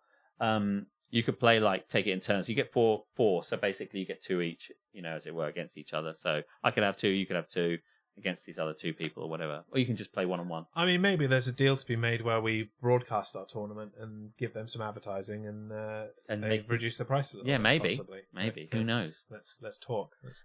Let's do it. Let's talk turkey. If you want to, if you are in Folkestone and you feel like going down to the newest, hottest bar, there's a bar still, buying drinks and stuff like that, and it looks out onto the channel. It's really beautiful. It's right looking out onto it. It's lovely. Harbourside. If you are down the Harbour Arm, go and check out the Boardroom because we had a great old time. And we'll be going there again. You better believe it. And at one point, we were doing the first one was a bit of a whitewash. I was doing much better. And then Aletha came back in the second one. And then there was a pivotal moment where I just threw mine down it, slid mine down it, and it knocked 2 of hers out and settled mine at the end. And it was like, I'd like to say that all of mine was pure skill, and we all tried our best. But let's face it, a lot of that's down to kind of your best attempts plus luck. But it does look pretty cool when you do it. So, yeah. So, yes, the Boardroom, getting some shuffleboard on. I'm absolutely Watch this down for space. that. We're going to play a tourney. The Alexander Borton kids are calling it? Invitational. Yeah, that's what they're calling it, yeah.